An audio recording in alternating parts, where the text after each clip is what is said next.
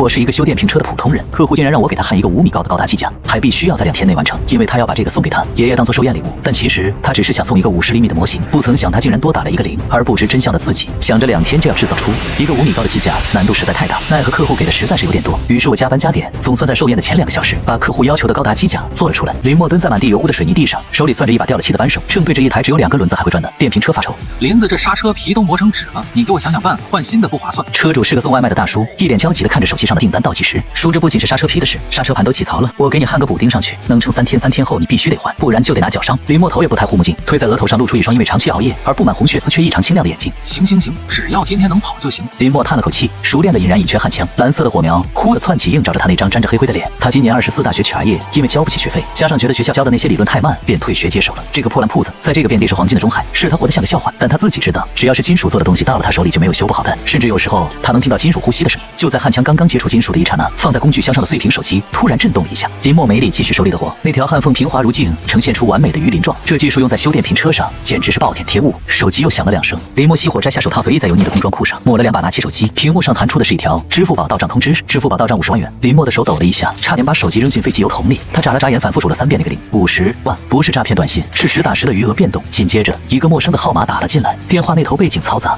隐约能听到高跟鞋敲击大理石地面的声音和一个女人压抑着焦躁的语速。是银河修造的林师傅吗？我是苏晴。林默咽了口唾沫，喉咙干涩。是我，那个刚才是不是转错账了？我这修车不收这么大额的定金，我也找不开。没转错，我在同城大神 APP 上看到你的接单记录，你是唯一一个平分50且接急单的。我发给你的图纸收到了吗？林默点开微信，确实有一个未读文件，几分钟前发的，文件名爷爷70大寿川机甲模型川威80。我要你在48小时内把这个做出来，尾款还有50万，做完验收合格立马结清，100万。林默感觉脑子里的血管都要炸开了，他这个破店1年的流水也不过10来万，哼，100万够他把这个破棚子买下来，再翻修3遍，顺便买2吨钛合金练手了。苏小姐，这是做模型。林默点开文件，这是一张非常精细的机甲设计图，风格偏向硬核科幻，结构复杂，显然是找专业画师定制的。对模型，只要外观还原细节要逼真，一定要逼真。我爷爷是老专家，一眼就能看出好坏。之前的几个工作室做的都是塑料垃圾，我退单了，你能不能做？林默深吸一口气，视线落在了图纸右下角的参数栏上 ，scale 比例11 ，height 高度5000毫。林默的瞳孔猛地收缩，5000毫米。他抬头看了看自己这个破棚子的房顶，大概也就6米高。苏小姐，你确定这个尺寸是认真的吗？林默试探着问了一句。5000毫米，这可不是摆在桌子上的玩意儿。电话那头的苏晴显然正在忙别的事，语速飞快，当然认真。所有的参数都按图纸来，尺寸、外形、涂装必须一模一样。我知道时间紧，所以才给双倍价钱。材料你自己定，要看起来有质感，别用那种廉价塑料感的东西糊弄。记住，只有2天，后天晚上6点必须送到南山区云顶庄园。电话挂断了，林默拿着手机站在昏暗的修理铺里，周围是堆积如山的废旧轮胎和生锈的齿轮。夕阳透过破碎的窗户洒在他脸上，把他的影子拉得老长。5米高的模型，他重新审视那张图纸，普通的模型定制，就算是土豪一般，也就是搞个50厘米或者1米的大手办。5米，这特么是雕塑吧？林默的职业本能让他敏锐地察觉到了图纸上的异常。这张图纸虽然标注是模型，但内部结构的力学支撑点设计的极其刁钻。如果只是为了好看，完全不需要这种复杂的内部骨架。画图的人显然是个懂行的高手，或者是直接照抄了某种真实重型机械的蓝图。50万定金，50万尾款，2天时间。深深吸了一口辛辣的烟雾，在肺里打了个转，让他冷静下来。这活接了是玩命不接，是傻逼。2天造个5米高的壳子，还要有质感。林默吐出烟圈，眼神逐渐变得狂热起来。既然要质感，那就不能用树枝和泡沫，得用钢。他瞥了一眼角落里那台他改装过的等离子切割机，嘴角勾起一抹疯魔的笑意。既然客户要求一模一样，那就别怪我手重了。与此同时，中海市 CBD 苏氏集团顶层办公室，苏晴挂断电话，疲惫地揉了揉太阳穴。她穿着一身香奈儿的高定套裙，却丝毫掩盖不住满脸的焦虑。情节搞定了吗？助理小张小心翼翼地端来一杯咖啡。搞定了，找了个老城区的老师傅，希望能靠谱点。苏晴叹了口气，之前的那些工作室太不靠谱了，做出来的东西跟塑料玩具一样，爷爷肯定会骂死我。这次我特意找人按着战区泄露出来的那个赤红风暴概念图改了一版，必须要震撼。可是小张犹豫了一下，咱们给的参数是不是有点那个5000毫？苏晴不耐烦地扫了一眼文件，5000毫米。怎么了？50厘米吗？我看过尺子了，放爷爷书桌上刚好。小张张了张嘴，想提醒老板，5000毫米是5米，不是50厘米。但看着苏晴那副随时要爆炸的样子，加上最近公司因为被竞争对手打压而焦头烂额，他最终还是把话咽了回去。也许老板是想做个特别大的放在花园里，苏晴并不知道他刚才那一通急躁的操作，加上那个多打了一个0的致命失误，即将在这个城市掀起多大的风浪。在这个平行世界里，苏晴的一个手滑，加上林默的一个死心眼，命运的齿轮不仅开始转动，还瞬间挂上了5档，直接把离合器都给烧红了。夜幕降临，暴雨将至，中海市北郊废旧金属回收站这里是机械尸体的乱葬岗，巨大的起重机磁铁在空中盘旋，像秃鹫一样抓起一堆堆扭曲的钢铁。一辆除了喇叭不响哪儿都响的破皮卡咆哮着冲进了回收站，一个急刹车停在了一堆废旧挖掘机旁边。老王，开门，来大生意了。林默跳下车，雨水混合着机油，瞬间打湿了他的头发。看门的老王头披着军大衣，眯着眼看清来人林疯子。这大半夜的你发什么癫？又要淘什么破烂？不要破烂。林默扔过去一条中华烟，这是他刚才用定金买的，此时毫不心疼。我要那台报废的卡特彼勒挖掘机的液压臂，还有上个月你们收回来的那台退役重卡的底盘大梁。对了，那台从船厂拉回来的高压涡轮风扇还在不在？老王头接住烟，愣了一下。都在，但那都是死铁，你要干嘛？炼钢啊，做个礼物。林默咧嘴一笑，露出一口白牙，在雷雨夜里显得格外森然。给个大人物做个寿礼。3个小时后，银河修造铺，林默赤裸着上身，露出精瘦但线条分明的肌肉。他戴着厚重的焊接面罩，手里的工业级焊枪喷吐着刺目的蓝白火舌。那张5000毫米的图纸被他贴在墙上，上面密密麻麻标注了他刚才计算出来的力学公式。普通模型用骨架搭个空壳子就行，但那是糊弄鬼。林默一边焊接着底盘，一边在脑海里疯狂构建3维模型。在他的视野里，这些废旧的钢铁仿佛有了生命。挖掘机的液压臂不再是废铁，而是机甲的腿部主承重结构。重卡的大梁被他切割重组，变成了机甲的胸廓。那个高压涡轮风扇被他塞进了机甲的背部，作为模拟的推进器。客户说了要避震，林默盯着机甲膝关节的连接处，图纸上画的是一个复杂的球形关节。如果只是焊子这里根本动不了，那就只是个雕塑。林默皱起眉头，强迫症发作。既然给了这么多钱都不动一下，那不是砸我招牌吗？他扔下焊枪，转身在一堆杂物里翻找起来，找到了伺服电机组。这是他去年从一家倒闭的自动化工厂淘回来的，本来打算修好了卖二手，现在全用上了。他将电机与挖掘机的液压系统串联，然后开始编写控制程序。对于普通人来说，这是一项不可能完成的任务，但在林默眼中，电路板上的走线就像城市的街道一样清晰。他不需要复杂的调试设备，仅凭着一只万用表和那台快报废的笔记本电脑，就开始给这台钢铁巨兽注入灵魂。时间1分1秒过去，第一天夜里，机甲的下半身骨架搭建完成，那粗壮的钢腿充满了工业暴力的美感，每一次液压杆的伸缩都伴随着令人牙酸的金属摩擦声。第二天清晨，林默的双眼已经布满血丝，但他毫无困意。上半身这里需要一个驾驶舱，图纸上画着驾驶舱是可以打开的，里面甚至画了仪表盘。既然要还原，那就得能做人。林默咬了咬牙，把一台报废面包车的座椅拆了下来，进行了真皮软包，其实是用破皮衣改的，然后塞进了机甲胸腔。为了让仪表盘看起来逼真，他拆了10几个旧手机和平板电脑，将屏幕镶嵌在驾驶舱的操作台上。他右边写了一个简单的 UI 界面，满屏都是滚动的代码和雷达。扫描图虽然没有任何实际功能，但看着绝对唬人。还得有动力源，真的核动力他造不出来，但他是个焊工，也是个电工。他将铺子里所有的如意金箍棒级的大容量锂电池组串联起来，藏在机甲的背部装甲项。苏晴的消息又来了，苏晴，林师傅进度怎么样了？记得颜色要那种很有质感的战损，红不要那种亮瞎眼的激光，还有一定要霸气。我看图纸上有些武器挂在，你能不能稍微做一点效果？哪怕是那种冒烟的或者发光的也行。林默看着手机，抹了一把脸上的黑灰。要效果，要武器。他看了一眼手边的2根原本打算做排气管的无缝钢管，行，客户就是上帝。他将钢管改装成了轨道炮的样子，然后在里面塞进了2根高压镁棒和发烟装置。这玩意儿一旦通电，虽然打不死人，但那声光效果绝对比好莱坞特效还真。最后是外甲。林默没有专业的模具，但他有锤子和那双神一般的手。48小时不眠不休，林默喝了12罐红牛，抽了5包烟。终于在交付截止时间的前2个小时，林默扔下手里最后一块砂纸，整个人虚脱地瘫坐在地上。在他面前伫立着一尊5米高的庞然大物，赤红色的装甲在昏暗的灯光下泛着血色的冷光，粗壮的机械腿深深地抓着地面背后的涡轮推进器，虽然是静止的，却仿佛随时准备喷射出烈焰。驾驶舱的玻璃罩反射着林默疲惫的脸，那双冰冷的电子眼实际上是2个改装的汽车大灯，此刻正处于熄灭状态。这不是模型，这就一头沉睡的钢铁野兽。这玩意儿，林默仰着头，脖子酸痛，是不是做的有点太真了？他站起身，拍了拍机甲，冰冷的腿甲发出一声沉闷的当响，那种厚重感绝不是树脂或者塑料能比拟的。完了，林默突然意识到一个严重的问题，他环顾四周，这机甲好像比他的大门还要高半米，出不去了。就在这时，门外传来了重型卡车的轰鸣声。哈，那是他叫的拖车。林老板，车到，货呢？司机在外面喊。林默看了一眼那只有4米高的卷帘门，又看了一眼5米高的机甲，最后看了一眼手机里那即将到账的50万尾款。他眼神一凛，抄起旁边的等离子切割机，大步走向自己的房顶。为了钱拆房，10分钟后，伴随着一阵刺耳的金属撕裂声，银河修造铺的彩钢瓦房顶被整个掀开，巨大的吊车臂缓缓垂下，勾住了机甲背部的吊环。随着钢索绷直发出嘎吱嘎吱的紧绷声，那台红色的机甲缓缓离开了地面，悬浮在半空。月光照在他那充满暴力美学的装甲上，如同战神降临。巷子口路过的几个深夜归家的人都看傻了。卧槽，那是什么？变形金刚拍电影吗？林默站在废墟般的铺子里，手里还拿着切房顶的工具，对着吊车司机大喊：“小心点，别磕着！这玩意儿要是掉下来，咱们这片区地基都得震塌！”司机吓得手一抖，机甲在空中晃了一下，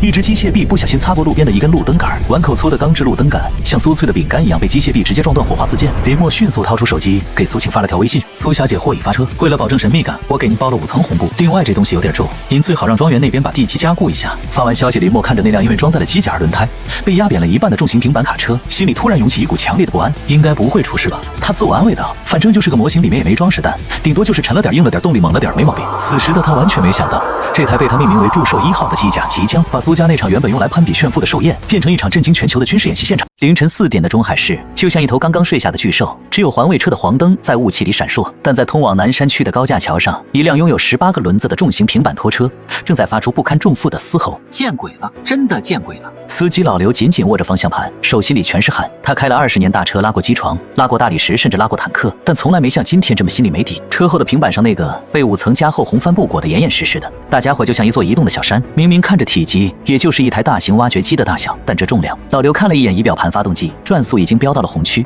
水温表也在蹭蹭往上涨。老板，你这那是模型啊！老刘冲着对讲机喊道，声音里带着哭腔。这特么是实心的铁坨子吧？我的避震钢板都快压平了。对讲机里传来林默淡定的声音，伴随着呼呼的风声。他正骑着那辆改装过的小电驴，不紧不慢地跟在卡车后面。刘师傅稳住，那就是个艺术品。为了防风，稍微加重了一点底座。你别急刹车，那东西重心高，惯性大。林默戴着头盔，眼神紧紧盯着前方那一抹巨大的红色。其实他心里也没底，这台机甲，或者按他的话说，是模型净重达到了28吨。这还是他为了赶工期，有些非受力结构用了铝合金的结果。如果是全钢结构，这辆卡车估计早就趴窝了。为了防风加重了一点，老刘在驾驶室里翻了个白眼。你家防风用几十吨铁？卡车轰鸣着下了高架，驶入南山区。这里的路况变了，柏油路面黑得发亮路，两旁不再是破旧的店铺，而是修剪得整整齐齐的法国梧桐。云顶庄园中海是最顶级的富人区，住在这里的人跺跺脚，整个城市的经济都要抖3抖。林默骑着电驴，看着周围越来越奢华的景致，心里却只想着一件事：只要这单结了，修车铺就能翻身。他甚至能在铺子里装个像样的空调，以后夏天修车就不用光膀子了。云顶庄园苏家别墅，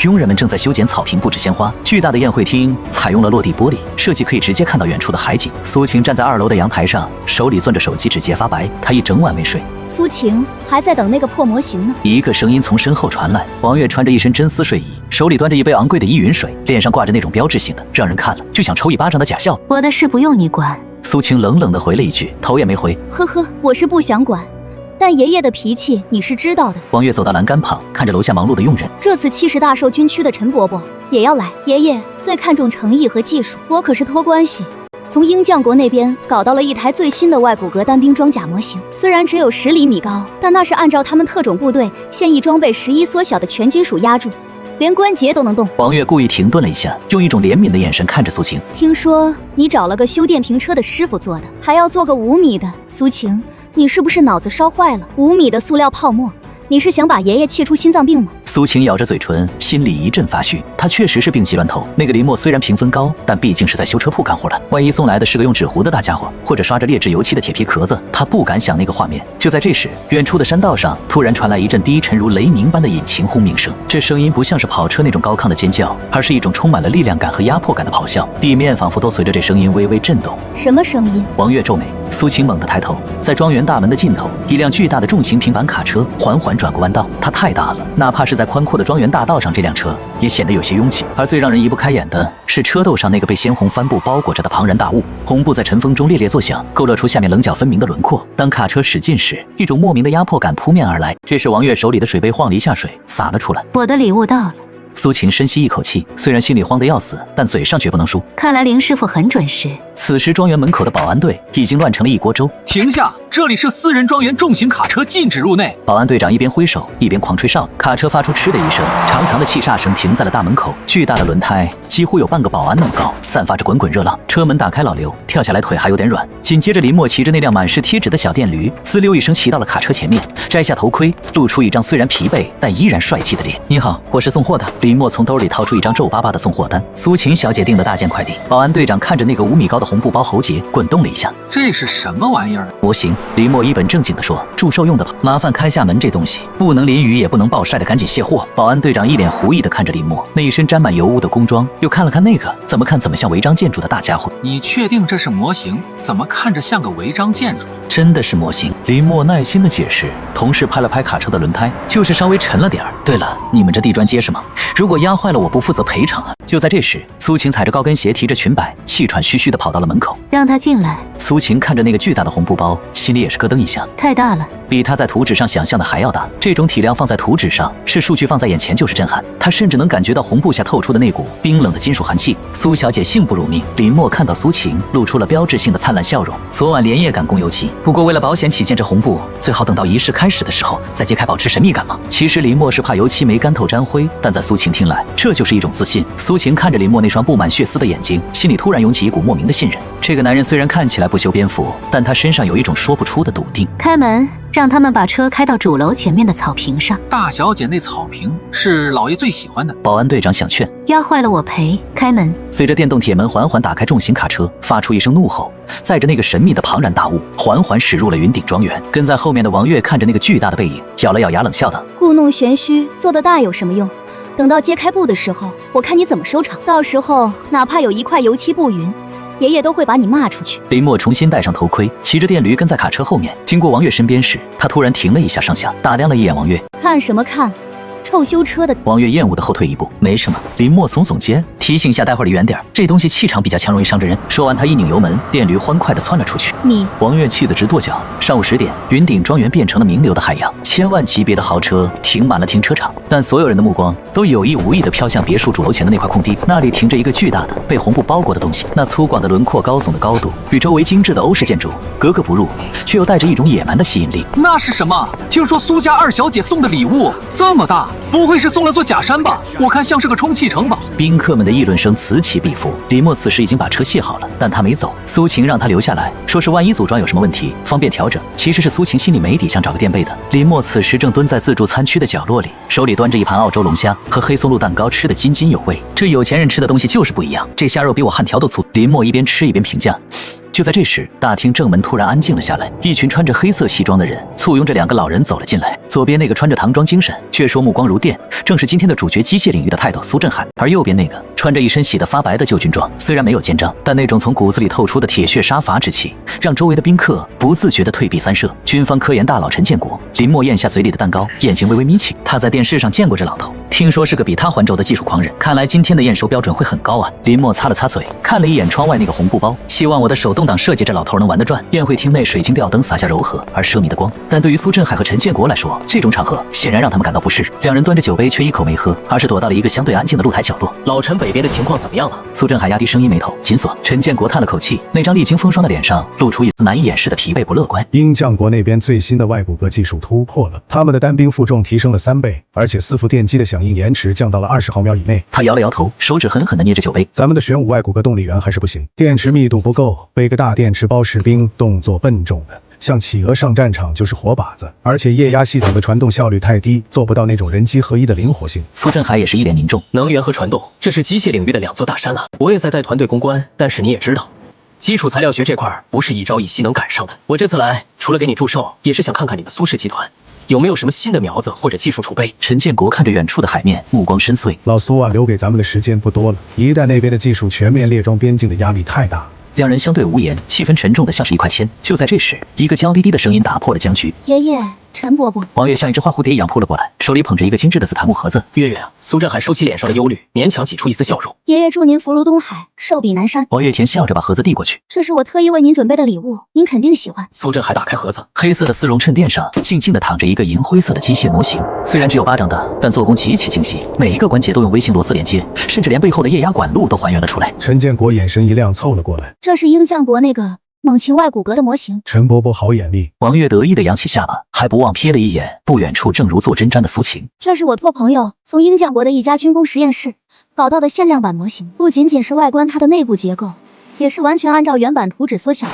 爷爷您可以看看它的膝关节设计那种多轴联动的结构，国内现在还做不出来呢。这话一出，陈建国的脸色微微沉了一下。虽然王月说的是实话，但在这种场合听起来格外刺耳。苏振海倒是没生气，反而戴上老花镜，拿起模型仔细端详，甚至用手指拨弄了一下关节。确实精巧，这个球形关节的阻尼感做得很好，你看完全没有虚伪。咱们的加工精度确实还有差距啊。陈建国有些眼热地看着那个模型，虽然只是个模型，但这背后的工业水准让人不得不服。月月有心了，这礼物很有参考价值。得到了2位大佬的夸奖，王月的尾巴都要翘到天上去了。周围的宾客也纷纷围上来吹捧。不愧是王小姐，这礼物送的太有水平了，既有新意又有科技含量，比送什么金银玉器强多了。王月享受着众人的赞誉，随即话锋一转，看向角落里的苏晴，声音故意提高了几度。哎呀，堂姐，你的礼物呢？我刚才看见门口那个被红布包着的大东西，该不会就是你准备的惊喜吧？所有人的目光瞬间集中到了苏晴身上。苏晴本该是全场的焦点，此刻却觉得自己像是在刑场上等待宣判的犯人。他联系了林默3次想要说明书，结果林默只回了一句别急，正在上传文件。此时面对王月的挑衅，苏晴只能硬着头皮走上前。爷爷陈伯伯，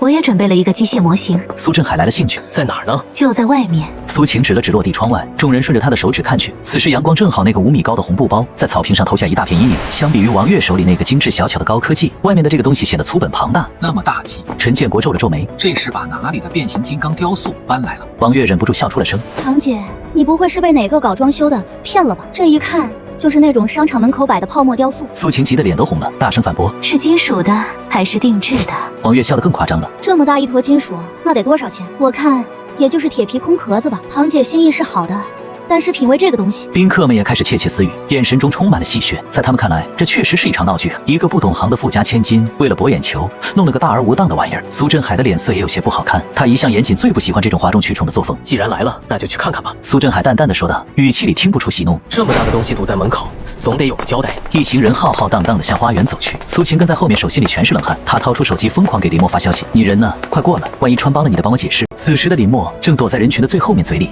叼着一根牙签，一脸看好戏的表情。这东西不需要解释。林墨看着那个红布包，眼神里闪过一丝狂热，这可是男人的浪漫。众人走到草坪上，近距离观看，那种压迫感更强了。5米的高度，相当于2层楼那么高。堂姐先开吧。王月抱着双臂，一副看笑话的姿态。让我们开开眼，看看这5米高的大宝贝到底是个什么神仙。苏晴站在红布下，那根拉绳就在他手边。他深吸一口气，闭上眼睛，死就死吧。林墨，你要是敢坑我，我做鬼都不放过你。苏晴猛地一拉绳子，巨大的红色帆布如同瀑布般滑落，没有想象中的泡沫摩擦声，也没有劣质铁皮的晃动声。红布落地发出沉闷的噗的一声，紧接着是一片死寂。全场数百人，包括苏振海和陈建国，在这个瞬间全部失去了声音。阳光毫无保留地倾泻在那个庞然大物身上，那是一台通体呈现出暗红色哑光质感的巨型人形机甲。它不是那种光滑的像塑料一样的动漫手办，这就是工业的巅峰。站在他面前，所有人都觉得自己渺小的像是一只蚂蚁。王月脸上的笑容僵住了嘴巴，张大的能塞进去一个鸡蛋。他手里那个精致的10厘米模型，此刻在这个大家伙面前，简直就像是一个幼稚的玩具。苏振海的眼镜差点滑下来，他颤巍巍地往前走了一步，伸出手想要触碰那冰冷的装甲，却又有些不敢。老爷子激动得语无伦次。陈建国的反应更直接，作为军人，他对这种东西有着天然的直觉，那不是看艺术品的眼神，那是看武器的眼神。这焊缝。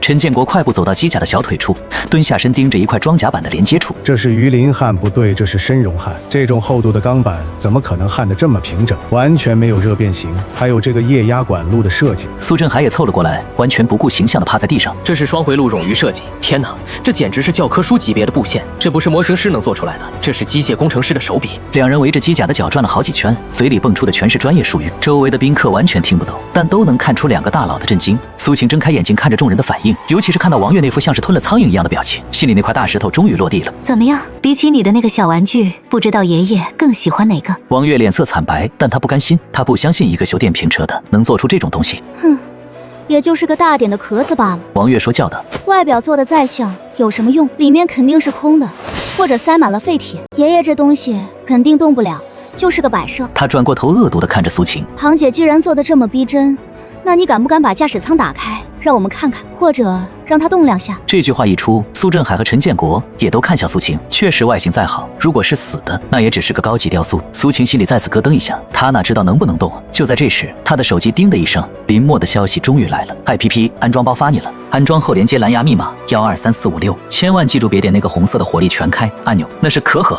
特技模式怕吓着老人。苏晴看着手机屏幕，手指微微颤抖。她抬起头看了一眼那个高高在上的驾驶舱，又看了一眼王月那挑衅的眼神。开就开。苏晴点开 APP， 手指按在了那个硕大的启动按钮上，一声低沉的仿佛来自地狱深渊的嗡鸣声瞬间响彻整个庄园。那是电流穿过大功率电机时引发的空气震颤。机甲头部的黑色面罩下，2道猩红的光芒骤然亮起，如同恶魔睁开了双眼。伴随着高压气体的释放升级，甲胸前的装甲板缓缓向2侧滑开，露出了里面布满仪表盘和全息投影的驾驶舱。与此同时，一只巨大的机械手办随着电机精密的运转声缓缓降到了苏晴面前，摊开了掌心。全场死寂，只有王月手里的那个10厘米模型啪嗒一声掉在了地上，摔断了一条腿。苏晴颤抖着双手抓住了面前那对按照人体工程学设计的操纵杆，她原本以为会摸到塑料或者粗糙的铁管，但手掌传来的触感却让她心头一颤，那是温润的带有阻尼感的航空级合金，甚至还能感觉到内部微弱的震动，仿佛这台机甲拥有心跳。欢迎登入驾驶员。一个毫无感情的电子合成音突然在狭窄的舱室内响起，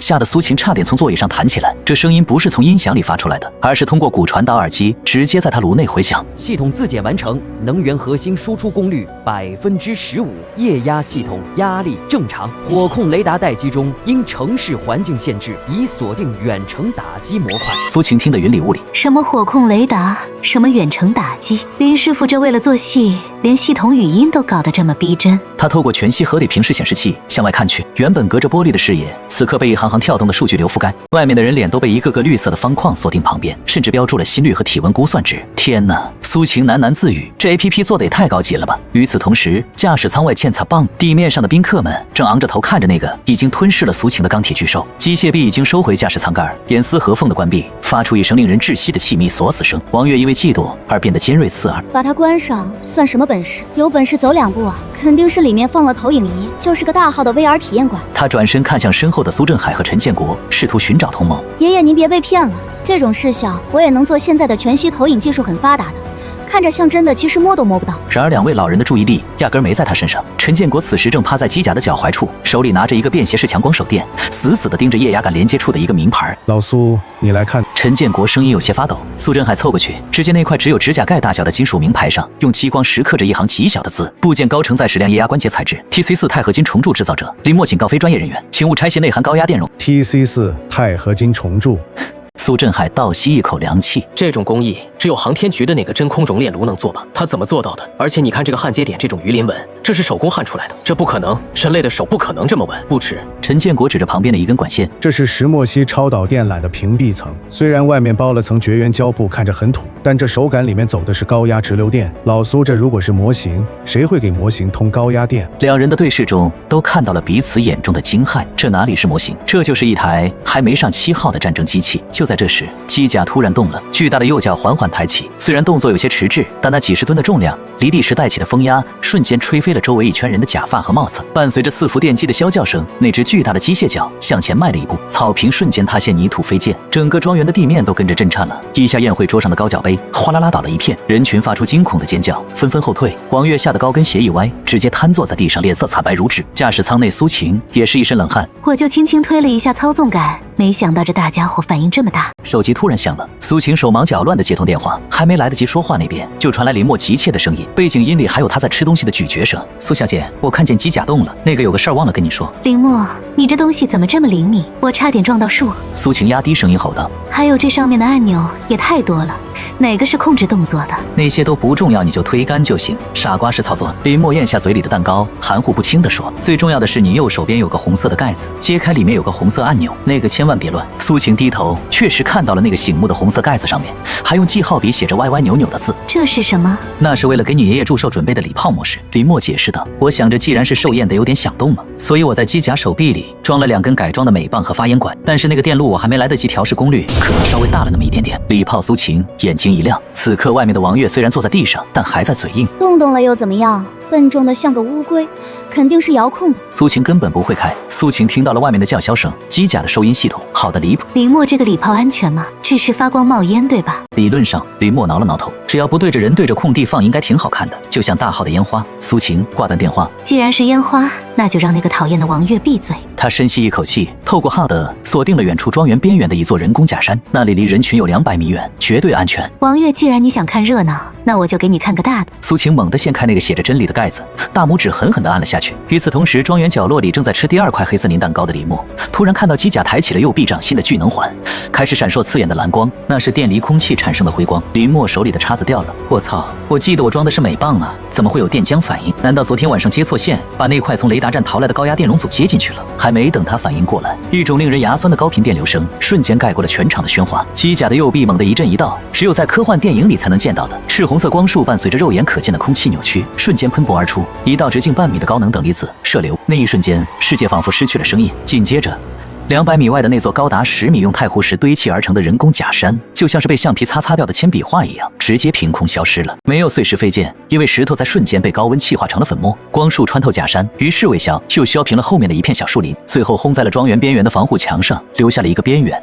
被烧得玻璃化的大洞。驾驶舱内，苏晴呆滞地看着前方。那个烟花是不是有点太猛了？庄园内陷入了死一般的寂静，所有人都张大了嘴巴，保持着上一秒的动作。王月坐在地上，他已经吓得发呆了。刚才那道光束虽然离他很远，但那种毁灭性的气息让他感受到了死亡的恐惧。陈建国第一个反应过来，他猛地转头看向苏振海，那双阅人无数的老眼里此刻布满了血丝和疯狂。老苏，你个老狐狸！陈建国一把抓住苏振海的衣领，激动的唾沫星子乱飞。你跟我哭穷，你说技术被卡脖子，这是什么？这是单兵战术机甲，这是便携式等离子炮。你特么管这叫模型？苏振海也被晃得晕头转向，他看着远处那个还在冒烟的大坑，哆哆嗦嗦的。老陈，你信我，我真不知道。这要是我们家研发的，我至于连个10厘米的模型都做不出来吗？陈建国松开手，立刻从怀里掏出一个红色的保密通讯手机，他的手抖得厉害，按错了好几次才拨通号码。我是陈建国，立刻马上给我调一个加强营过来，定位我的坐标。这里出现了一种不是一台可能改变未来战争格局的战略武器，带上防空导弹，把周围10公里给我封了。一只鸟都不许飞出去。挂断电话，陈建国转过身，用一种看大熊猫不看国宝级战略资源的眼神，死死地盯着那台还在冒着热气的机甲。苏晴丫头，千万别动！陈建国大喊道，声音因为过度激动而破音。那个谁，快去拿软垫子垫在机甲脚下，别让它磕着了。这可是宝贝啊！此时驾驶舱里的苏晴看着外面乱成一锅粥的场面，又看了看自己那根还在微微颤抖的大拇指。林默、苏晴欲哭无泪，你管这叫礼炮？10分钟前，这里还是中海市最奢华的社交名利，场名媛们端着香槟，聊着八卦，商界大佬们交换着名片。而现在这里被军绿色接管了，3架武装直升机在头顶盘旋，巨大的旋翼声震得玻璃嗡嗡作响。数十辆军用卡车堵住了庄园的所有出口，全副武装的士兵拉起了黄色的警戒线，所有的宾客都被集中在宴会厅的一角，手机全部被收缴，每个人都要签署最高级别的保密协议。刚才那个拿着手机直播的网红手机已经被踩碎了，人正蹲在墙角瑟瑟发抖。这到底是怎么回事啊？我就来吃个饭，别说话。没看见那个简章吗？那是战区司令部的人。人群中央，苏晴已经被从驾驶舱里请了出来，她像个做错事的小学生一样站在草坪上，在她对面，陈建国和苏振海正带着一群随后赶到的科研专家围着机甲进行紧急体检。报告首长，一个戴着厚底眼镜的老专家拿着检测仪，一脸见鬼的表情跑过来。能源核心检测到了高能反应，但不是核聚变，也不是裂变，这结构很奇怪，像是几百块民用锂电池串联的，但是中间加了一种我们看不懂的稳压装置，把能量密度强行提升了50倍。陈建国瞪大了眼睛，那岂不是随时会炸？专家擦了擦汗，但这个稳压装置太精妙了，它利用了一种动态平衡算法，把能量锁得死死。这算法比我们正在研发的龙芯火控系统还要先进至少2代。还有这个装甲，另一个专家敲着机甲的腿，这不是普通的钢板，这是多层复合装甲，外层是冷轧钢，中间夹层竟然是废旧轮胎的橡胶。不对，这橡胶经过了特殊处理，变成了高分子吸能材料。刚才那一炮的后坐力全被这层轮胎给吃掉了。陈建国听着这些报告，感觉自己的世界观正在崩塌。用锂电池做出核动力的效果，用废轮胎做出反应装甲的性能，用废轮胎做出反应装甲的性能，这是一个正常人类能干出来的事儿。他转过头，目光复杂地看着苏晴，丫头，你老实交代。陈建国的语气尽量温和，但那种威压是掩盖不住的。这台机甲到底是哪来的？是不是鹰将国那边流出来的原型，还是哪个隐世不出的国家级实验室的产物？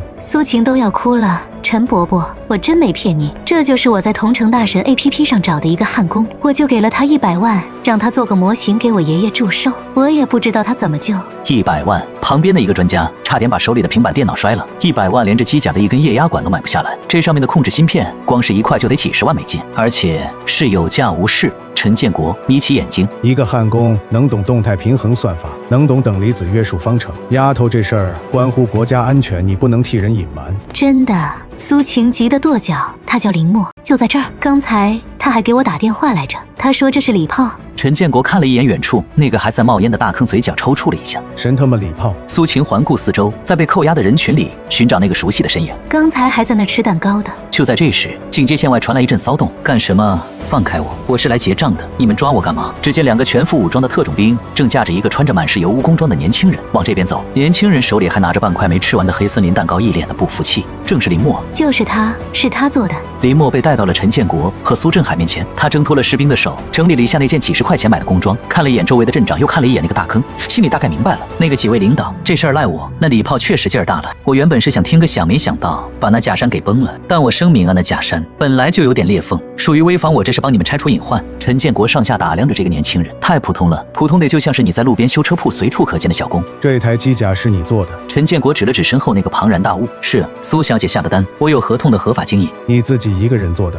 也不是。林默想了想，还有隔壁废品站的老王帮我抬了一下钢板。陈建国深吸一口气，强压住心头的荒谬感。那你知道刚才那一炮是什么原理吗？林默挠挠头，不就是镁粉在瞬间高压下燃烧，配合风扇把烟吹出去吗？哦，对了，为了让火光亮一点，我加了个聚能透镜，可能是透镜聚焦太好了，把空气给点着了。周围的专家们听得想打人。神特吗？镁粉燃烧那是等离子体，你用镁粉烧出了太阳表面的温度，那个透镜你是怎么磨出来？一个光学专家忍不住问道。哦，那个林默指了指不远处的一辆宾利车，我看来路边停着这辆车，车灯挺亮的，我看没人要拆下来磨了磨，那玻璃质量不错，挺耐热的。人群中刚刚换好裤子的王月听到这话，两眼一翻，彻底晕了过去。陈建国看着林默，就像是在看一个外星人。他突然意识到，眼前这个年轻人可能根本不知道自己造出了什么东西，在他眼里，这一切似乎都是常规操作，这就是天才吗？小林，苏振海这时候终于缓过神来，颤巍巍地走上前，握住林默满是机油的手。这台机甲的动力系统，你是怎么解决能源传输损耗的？我们算了很久，这个体积下，导线早就该烧断了。哦，那个简单，我在导线外面涂了一层石墨粉，然后用高压锅蒸了一下，我发现这样电阻会变小，还能散热，这不是很基础的土办法吗？我看网上教程学的，高压锅蒸石墨粉。一个材料学专家捂着胸口，从兜里掏出速效救心丸，那是石墨烯超导材料的制备原理，虽然极度简化，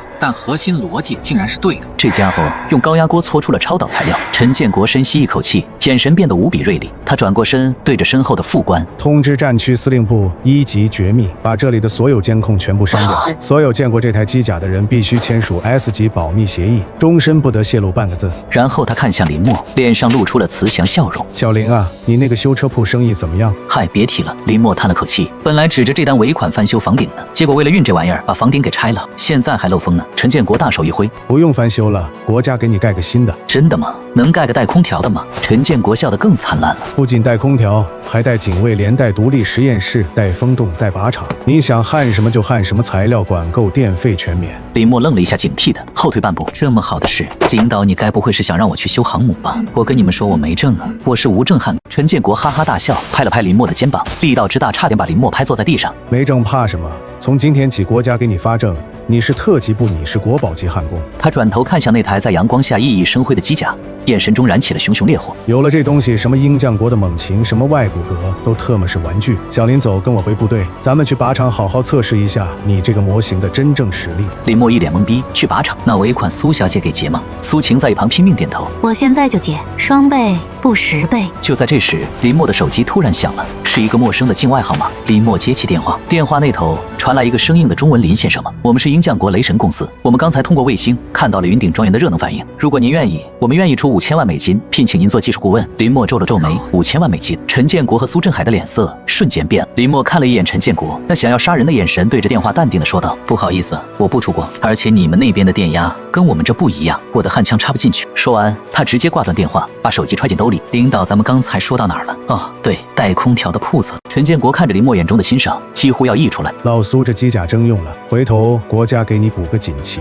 随着陈建国一声令下，巨大的军用运输直升机缓缓降落。林默被一群士兵像是护送总统一样拥簇着上了飞机。那台驻守1号机甲也被紧急调来的重型运输机吊装带走，只留下一地狼藉的庄园和一脸懵逼的宾客。苏晴看着远去的直升机，心里突然有一种奇怪的感觉，那个满身油污为了50万拼命的男人，似乎在这一刻飞向了他永远无法触及的高空。但下一秒，他的手机震动了一下，是林默发来的微信：老板，钱收到了，下次还有这种活记得找我啊，熟客打8折。对了，那个机甲的说明书我发你邮箱了，记得看，尤其是最后一条，禁止在室内开启飞行模式。苏晴看着手机突然笑了，飞行模式。他猛地抬头看向天空，这家伙到底还藏了多少惊喜？中海市郊区某隐蔽军事基地地下3层，这里没有窗户，只有冰冷的 LED 灯管发出惨白的光。审讯室，或者按军方的话说，特殊人才甄别，室里温度被恒定在22度，但坐在对面那一排头发花白的老专家们，额头上却全是汗珠。林默坐在特制的金属椅子上，手上的铐子已经被解开了，面前放着一杯热气腾腾的大红袍。小林同志，哪怕是为了你自己，也请你务必说实话。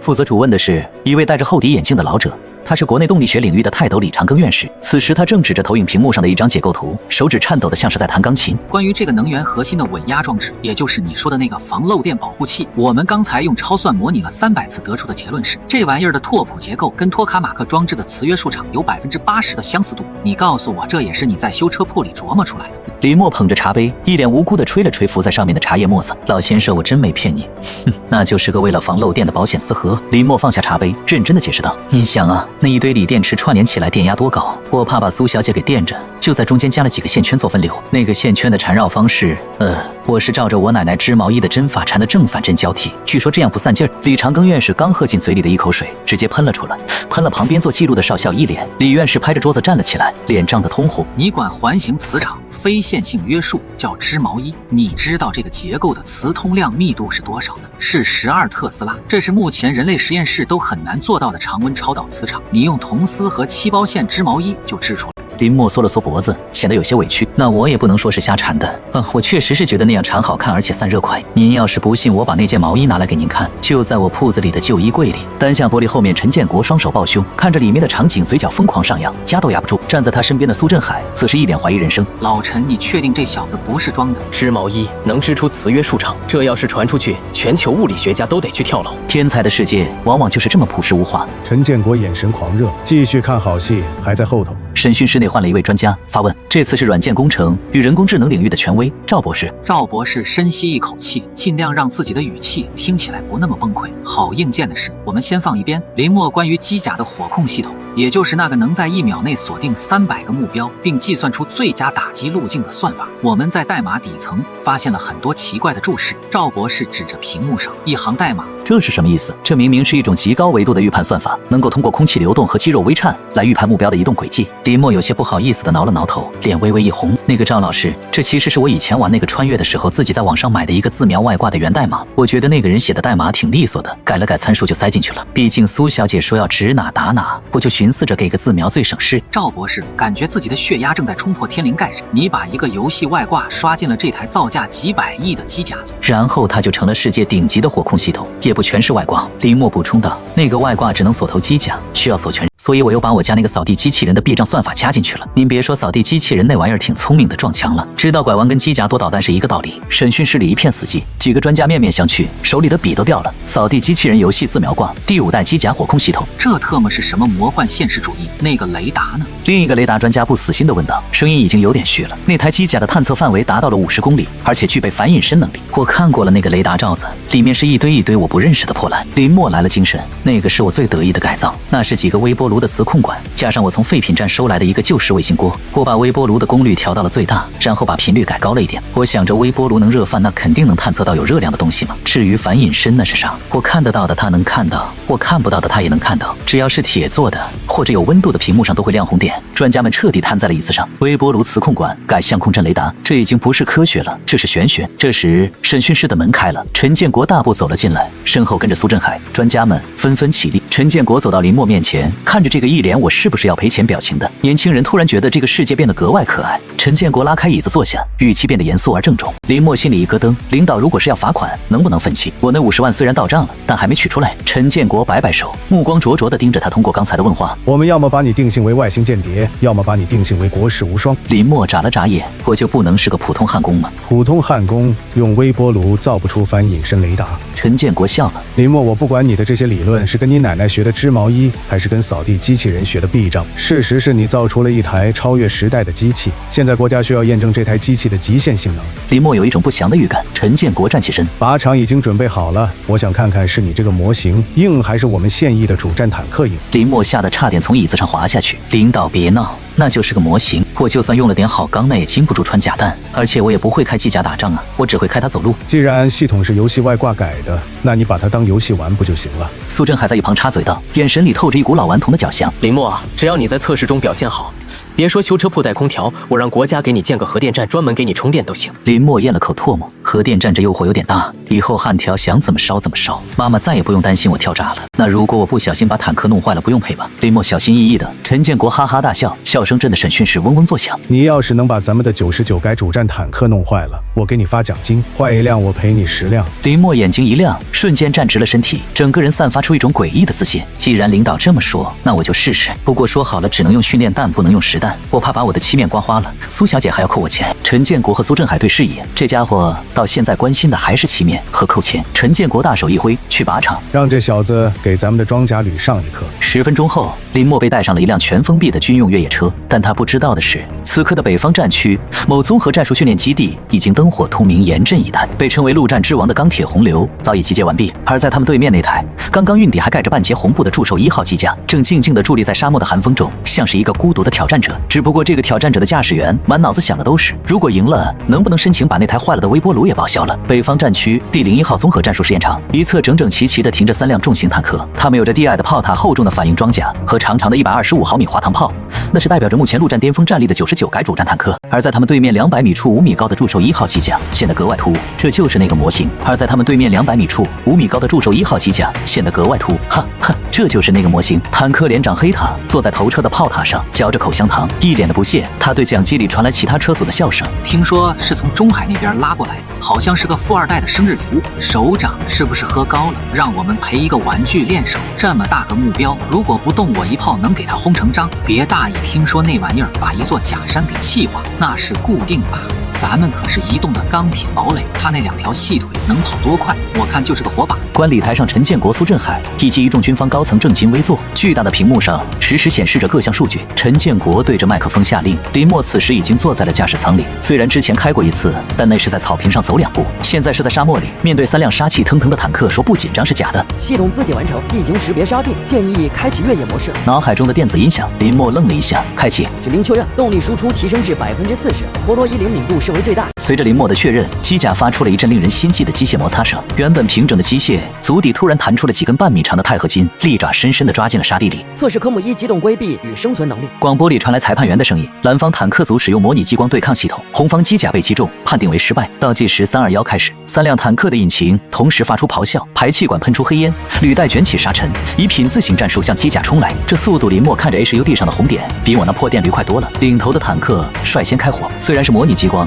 但炮口依然喷出了火焰和空包弹的烟尘。然而下一秒，他的笑容僵在了脸上，那台红色的机甲突然消失了。不是消失，是他的动作太快了。只见机甲并没有像人类那样笨拙的转身跑，而是那个巨大的上半身突然以腰部为轴，做出了一个诡异的90度侧倾动作，就像是黑客帝国里多子弹的那一幕。但这是5米高的几十吨钢铁做出来的，闪避成功。观礼台上的一个少将直接把望远镜捏碎了。这什么机动性？几十吨的东西能做出这种侧闪？他的腰部轴承受得了吗？林默没空管轴承受不受得了，他只知道那个自瞄外挂，哦不，那个火控系统的被动闪避功能自动触发了。警告多目标锁定，建议主动出击。林默看着屏幕上的3个红点越来越近，心里那股修车师傅的轴劲儿也上来了。欺负我没炮弹是吧？行，那我拆了你们。林默猛地一推操纵杆，双脚踩下踏板，机甲背后的涡轮风扇骤然加速，虽然没有喷火，但巨大的吸力卷起了漫天黄沙。机甲的双腿猛地发力，竟然直接弹射起步。祝寿1号像一只巨大的钢铁蚂蚱，一个跳跃就跨过了几十米的距离，直接落在了左侧那辆坦克的头顶上。一声巨响，坦克里的车组成员只觉得天塌了，28吨的重量砸下来，坦克的悬挂系统发出痛苦的呻吟，履带直接压进了沙子里半米深，在你头上暴扣。林默下意识地喊了一句，机甲并没有停留他，借着下坠的势能，一只机械手抓住了坦克的炮管。这就是你们的枪管子是吧？看着挺结实的，能不能当撬棍？林默操纵着机械臂猛地往上一提，坦克那引以为傲的火炮俯仰液压系统，在机甲那不讲理的力量面前，就像是脆弱的塑料玩具。伴随着液压油喷溅的声音，那根125毫米炮管竟然被硬生生地弯成了一个90度的直角。1号车丧失战斗力，广播里传来裁判员颤抖的声音：这就是降维打击，根本不是同一个时代的产物。剩下的2辆坦克慌了。黑塔大喊散开，别让他近身，这也太特么离谱了。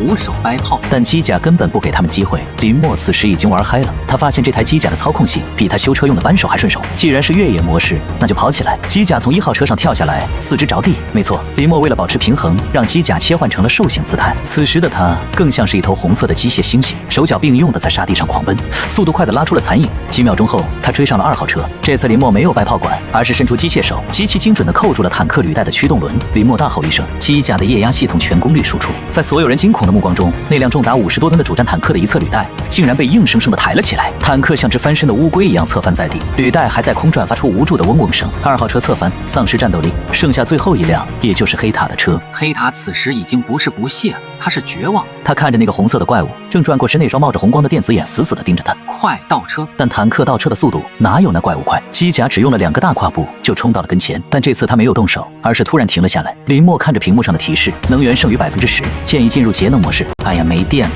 林默有些懊恼，这电池还是不行用啊！早知道多串联几组了。既然没电了，那就速战速决。林默看着面前这辆瑟瑟发抖的坦克，突然想起了那个真理按钮。那个领导说不能用实弹，那我就吓唬吓唬他。林默按下了扬声器按钮，将声音调到最大。机甲缓缓直起腰，挡住了探照灯的光芒，巨大的阴影笼罩了坦克。随后，机甲的胸腔震动，发出了经过扩音后的林默那充满了市井气息的声音。里面的兄弟，这车还要吗？不要，我收破烂了。看着成色50块钱一斤，我收了。观礼台上，陈建国虽然话很糙，但这种侮辱性极强。黑塔咬着牙，还想转动炮塔反击。林默见状叹了口气，敬酒不吃吃罚酒。他操纵机甲抬起右脚，精准地踩住了坦克的炮塔座圈，让炮塔纹丝不动。然后机甲弯下腰，那张巨大的金属脸凑到了坦克的观瞄镜前。机甲的面罩打开，露出里面那个全是乱码的 LED 屏幕，上面滚动着林默刚刚随手敲上去的一行字：专业维修疏通下水道高价回收旧家电电话138叉咔咔咔咔咔咔咔咔咔咔。黑塔看着观瞄镜里这行巨大的广告，终于崩溃。我投降，别拆了，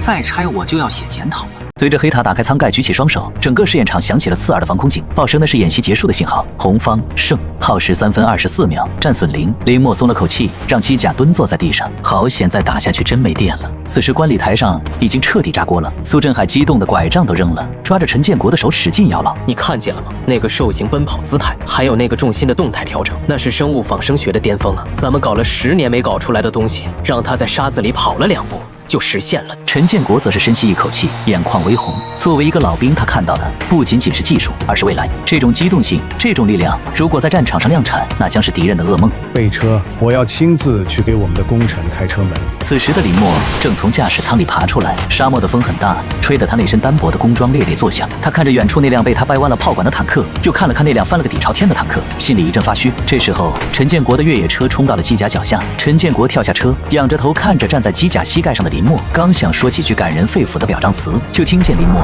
冲着下面喊道：“领导，那啥，那个炮管子虽然弯了，但我刚才看了，那是液压感受力不均导致的，我能修，别扣我奖金行不行？给我个乙炔枪，再给我个千斤顶，半小时我就能给他掰直了，这活我熟。”风中陈建国愣了半天，最后还是没忍住笑出了眼泪。那个弯了的炮管给我锯下来，送到军事博物馆去，那是人类战争时转折点的见证。林默挠了挠头，这么浪费，那废铁能卖给我吗？全场爆笑。而在这一片欢腾中，没人注意到沙漠边缘的夜空中，一颗伪装成陨石的高空侦察卫星，正将刚才这惊世骇俗的一幕通过加密频道传回了大洋彼岸的五角大楼。一场更大的风暴正在酝酿。北方战区第01号基地 S 级保密车间，这里原本是用来组装最新型洲际导弹发射车的。总装车间拥有全亚洲最顶级的恒温恒湿环境和最先进的数控机床，但此刻这个充满了科幻感的车间里，气氛却尴尬的令人脚趾抠地。几百名穿着白大褂的科研人员，手里拿着笔记本、平板电脑、录音笔，是一群求知若渴的小学生，围在一个满是油污的废旧工作台旁。工作台后面，林默嘴里叼着半根油条，手里拿着一把不知道用了多少年的老式焊枪，正一脸无奈地看着面前的一块钛合金板。那个林老师李长庚院士，这位国家动力学泰斗，此刻态度谦卑得像个实习生。您刚才那个3点式焊接法能不能再慢一点？我们的高速摄像机虽然拍到了，但是热成像显示在第2个焊点接触的瞬间，温度出现了一个诡异的跃迁，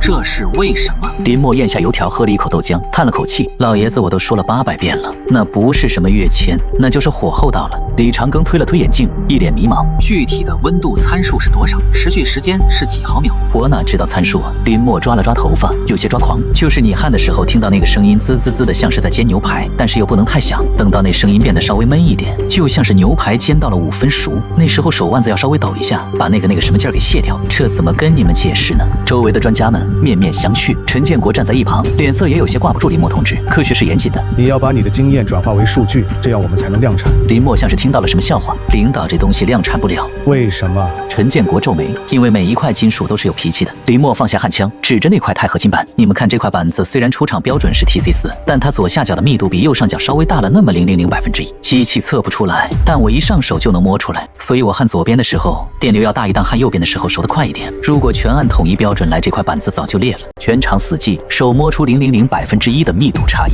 这特么是碳基生物能具备的触觉吗？一个年轻的博士站了出来，他是清华特班毕业的天才，一直对林默这种野路子心存芥蒂。林先生，这不符合材料学常识，人的触觉阈值不可能达到这种精度。林默看了他一眼，没说话。他随手从旁边的废料堆里抓了一把大概几10颗不同型号的螺丝钉，往桌子上一撒。你可以数数，或者用秤称一下。林默淡淡的说，这里面有32颗 M4 螺丝，18颗 M6 螺丝，其中有1颗 M6 的螺纹滑丝了，还有1颗 M4 的材质，不是304不锈钢，是201的假货。年轻博士愣了一下，立刻招呼人拿来精密天平和显微镜。5分钟后，博士脸色苍白的抬起头看着看着林默的眼神像是在看鬼。全队连那颗201材质的螺丝都找出来了。车间里响起了一片倒吸凉气的声音。陈建国深吸一口气，他终于明白为什么那台机甲无法复制了。那根本不是工业产品，那是一件由一个拥有神之手的变态靠着直觉和经验一点一点雕刻出来的孤品艺术品。那个反重力算法呢？赵博士还不死心指着屏幕上的代码，那个扫地机器人的逻辑，我们输入到超算里，模拟了上万次机甲，每次都会摔倒。为什么你的机甲能跑得那么欢？林默挠了挠头，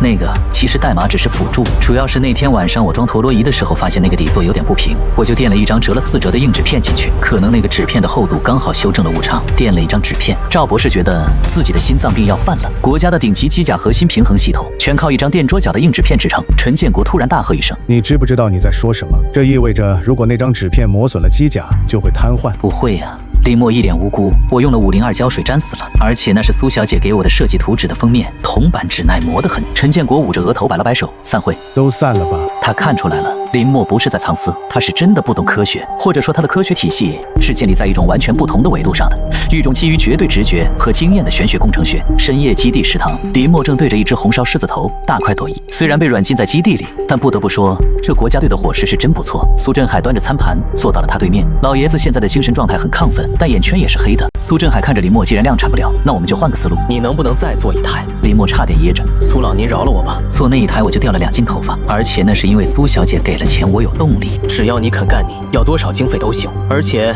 我们可以给你配最好的助手，不需要你亲自动手拧螺丝，你只要在旁边指挥就行。林默放下筷子擦了擦嘴，苏老，其实吧，我也不是不想做。林默叹了口气，眼神难得的正经起来。那天晚上暴雨，我感觉那堆废铁在呼唤我，我才知道怎么焊，而是这东西它是有命的。现在让我再做一个，哪怕给我同样的材料，我也做不出一样的了。可能会做个更好的，也可能做个一动不动的废铁。苏振海若有所思，不过如果您只是想解决那个外骨骼动力不足的问题，什么建议？苏振海眼睛一亮，我看过你们那个玄武外骨骼的图纸。林默用筷子蘸着汤汁，在桌子上画了个图。你们太追求完美了，非要搞什么全封闭液压回路。其实吧，你们可以在膝盖这里开个口子，装个弹簧，就是那种大卡车减震用的钢板弹簧。林默比划着，人在走路的时候重力是向下的，利用这个重力压缩弹簧，然后在抬腿的时候释放出来，这不就是免费的动力吗？虽然土了点，噪音大了点，但是省电啊，起码能增加30%的续航。苏振海盯着桌子上的汤汁图，大脑飞速运转。这道理简单的令人发指，所有的顶尖专家都在研究怎么提高电机效率，却往最原始的机械储能。天才，真的是天才！苏振海喃喃自语，大道至简。就在这时，食堂的电视机里正在播放晚间新闻。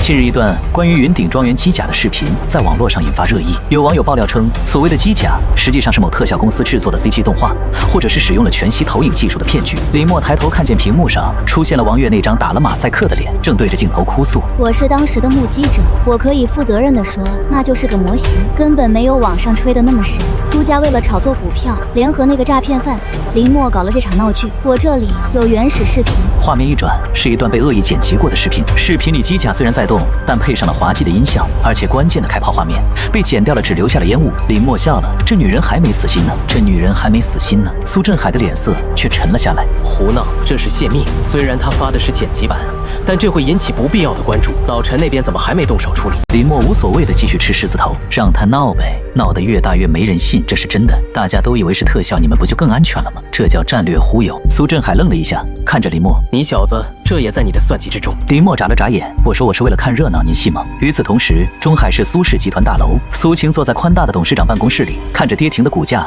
和网上铺天盖地的谩骂。苏氏集团造假，抵制苏氏，为了博眼球毫无底线。那个林默就是个骗子。苏总公关部已经压不住了，王悦小姐买了大量的水军，现在全网都在骂我们，而且还有几个国外的科技博主也在转发说这是中国人的又一次 PPT 造车。苏晴面无表情地看着窗外的夜景，如果是以前她可能会慌，但现在她脑海里回荡的是陈建国带走林默时那个凝重的眼神，以及那个1级绝密的封口令。她知道真相，正是因为知道真相，看着网上这些跳梁小丑的表演，她只觉得可笑。别管，可是股价让他们跌。苏晴嘴角勾起一抹冷艳的笑，跌到底才好。通知财务部准备好所有的流动资金，等股价跌到谷底的时候，全资回购。苏总，您这是？王悦想玩，那我就陪他玩个大的。苏晴站起身，走到落地窗前，看着北方，等着吧，等林默回来的那天，这些骂我们的人都会跪着把话吞回去。但苏晴不知道的是，在这场网络狂欢的背后，一双阴冷的眼睛已经盯上了他。在大楼对面的天台上，一个穿着清洁工制服的男人正用高倍望远镜观察着苏晴的办公室。他按下耳麦说道：“目标确认，工程师在军事基地无法接触，但金主在这里，抓住他就能逼工程师现身。行动代号拆解。”网络世界的风暴往往来得比现实更猛烈，也更荒诞。短短24小时，苏家100亿机甲骗局和寻找骗子汉宫林默这2个词条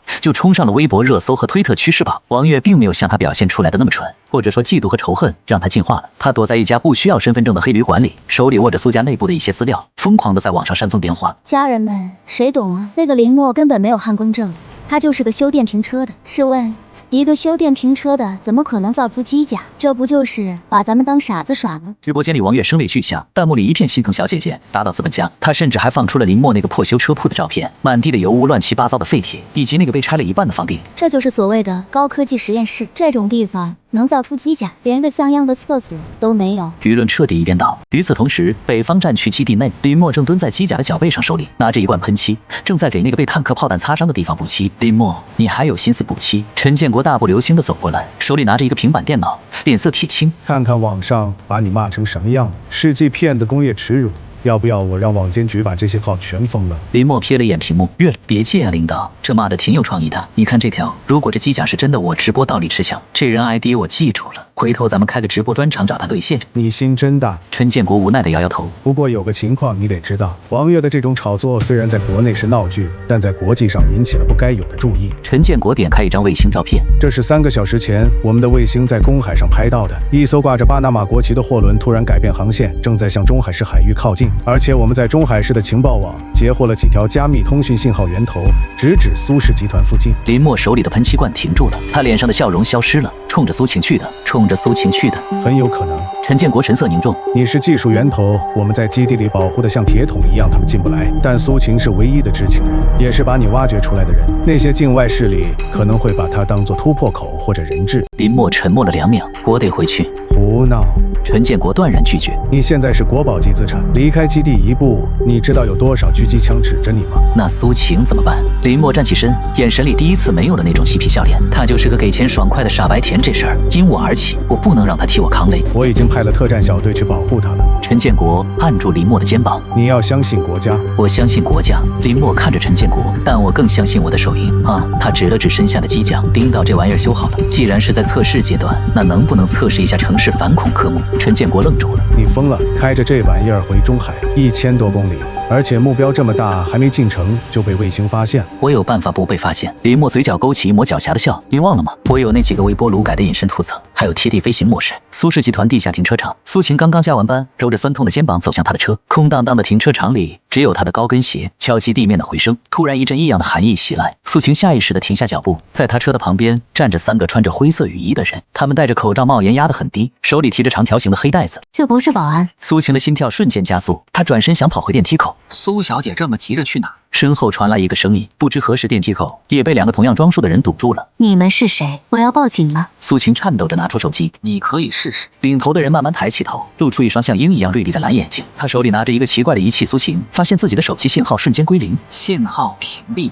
器。我们老板想请苏小姐去公海喝杯茶，聊聊关于那位范公的故事。领头人一步步逼近，手里寒光一闪，是一把装了消音器的战术手枪。请配合一点，我不希望在你漂亮的脸上开个洞。苏晴步步后退，直到背部抵在冰冷的墙壁上。特战小队呢？陈伯伯不是说有人保护吗？别看了，领头人似乎看穿了他的心思。外面的那几个保镖已经睡着了，专业的确实难对付，但我们更专业。 5个杀手形成包围圈，将苏晴困在中间，带走。领头人挥手，就在2个杀手伸手抓向苏晴胳膊的瞬间，一声巨响，仿佛雷神之锤砸在了大地上。地下停车场的入口处，那厚达半米的防爆卷帘门，像是一张薄纸一样被瞬间撕裂。狂风夹杂着暴雨倒灌进来，伴随着暴雨冲进来的，还有2道刺破黑暗的猩红光束，一双悬浮在3米高度的电子眼。杀手们猛地回头，手中的枪迅速抬起，在昏暗的应急灯光下，一个庞大的、令人窒息的黑色剪影正静静地蹲伏在入口处。他的身上还在滴水装甲表面流淌着一种诡异的光学迷彩波纹，让他的轮廓看起来模糊不清。什么东西？领头人惊恐地大喊。那个黑影缓缓站直了身体，5米的高度直接顶到了地下车库的天花板，发出混凝土碎裂的声音。面罩打开，露出了扩音器，一个懒洋洋声音在空旷的车库里回荡。那个打扰一下，请问这里是苏氏集团地下车库吗？我是送外卖的。苏晴猛地抬头，眼泪瞬间夺眶而出，是那个声音，那个让他恨得牙痒痒却又无比心安的声音。领头人虽然震惊，但职业素养让他瞬间扣动了扳机，3发穿甲弹呈品字形射向那个黑影的胸口。然而子弹打在装甲上，只溅起了几朵微不足道的火花，连漆皮都没蹭掉。哎呦，脾气还挺大。林默坐在驾驶舱里，看着嗨踏上的手机提示，遭受轻微撞击伤害值。既然你们先动手，那就别怪我不客气。林默深吸一口气，双手如闪电般在操作台上飞舞，开启近距离格斗模式。对于杀手们来说，这是一种超越了认知的恐怖速度。他们只看到一道黑色的残影，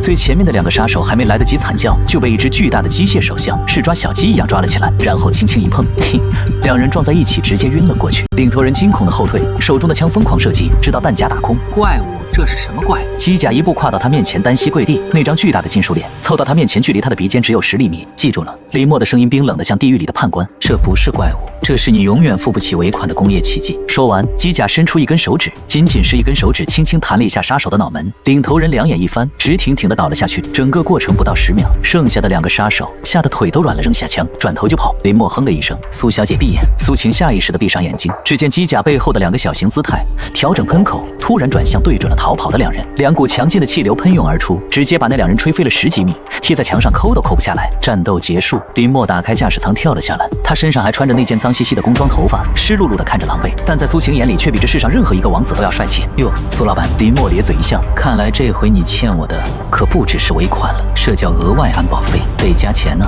苏晴看着他，眼泪止不住的流，突然冲过去一把抱住了这个满身机油味的男人。你要多少我都嫁，苏氏集团给你都行。林默愣了一下，双手悬在半空，尴尬的笑了笑，那倒不用给个带空调的铺子就行。就在这时，远处传来了密集的警笛声和直升机的轰鸣声，陈建国的特战队终于赶到了。虽然是来洗地的，林默抬头看了看外面，看来这回是真的瞒不住了。他拍了拍苏晴的后背，走吧，苏老板，咱们去见见外面的大场面。这一夜之后，咱们恐怕要在这个星球上出名了。苏氏集团地下停车场的风暴虽然平息了，但中海市的夜空却并不平静。陈建国的特战小队动作极快，像是一群无声的清洁工，速将那5个被打得嵌在墙里或者脑门上起了个大包的杀手打包运走。林默从机甲上跳下来，脚刚站地就被一群穿着白大褂的军医围住了。检查生命体征，有没有受到辐射，有没有内伤。该死，他身上全是机油和雨水，快准备消毒。林默被搞得一脸懵逼，一边躲闪一边喊：别扒我裤子，我没事，就是刚才在路上飙太快，有点晕车。不远处，苏晴披着一件军大衣，手里捧着一杯热水，眼神却始终没有离开过那个被众人簇拥着的男人。刚才的那一幕如同烙印般刻在了他的视线里，那个在绝境中从天而降的钢铁巨人，那个轻描淡写弹飞杀手的手指，还有那句带着脾气却无比安心的苏小姐。陈建国不知何时走到了他身边，脸色凝重，受惊了。这次是我们工作的疏忽，没能完全预判到敌人的疯狂程度。苏晴摇了摇头，握着水杯的手指因为用力而发白。陈伯伯，是我给你们添麻烦了，如果不是我不懂事，非要搞这个寿礼，这不怪你。陈建国看着正在和军医据理力争不想打针的林默，眼中闪过一丝复杂的光芒。有些天才就像是锥子，放在口袋里迟早会刺破布料露出来的，你只是那个把锥子递给他的人。那现在苏晴看了一眼周围拉起的警戒线以及外面隐约可见的闪光灯，那是闻讯赶来的媒体。事情闹得这么大，怎么收场？陈建国冷笑了一声，整理了一下军帽，他转过身看着那台在灯光下依旧散发着令人窒息压迫感的机甲。既然藏不住了，那就让他们看个够。只不过这一次解释权在我们手里。第2天清晨，全球互联网炸锅了。虽然昨晚的直播信号被掐断了，虽然所有的监控都被删除了，但是在这个人人都是自媒体的时代，还是有漏网之鱼。一段只有5秒钟的模糊视频被人上传到了外网的暗网论坛，随即像病毒一样扩散到了推特、油管和微博。视频视角来自一辆刚好路过停车场入口的私家车行车记录仪，一道巨大的黑色闪电撕裂了厚重的防爆卷帘门，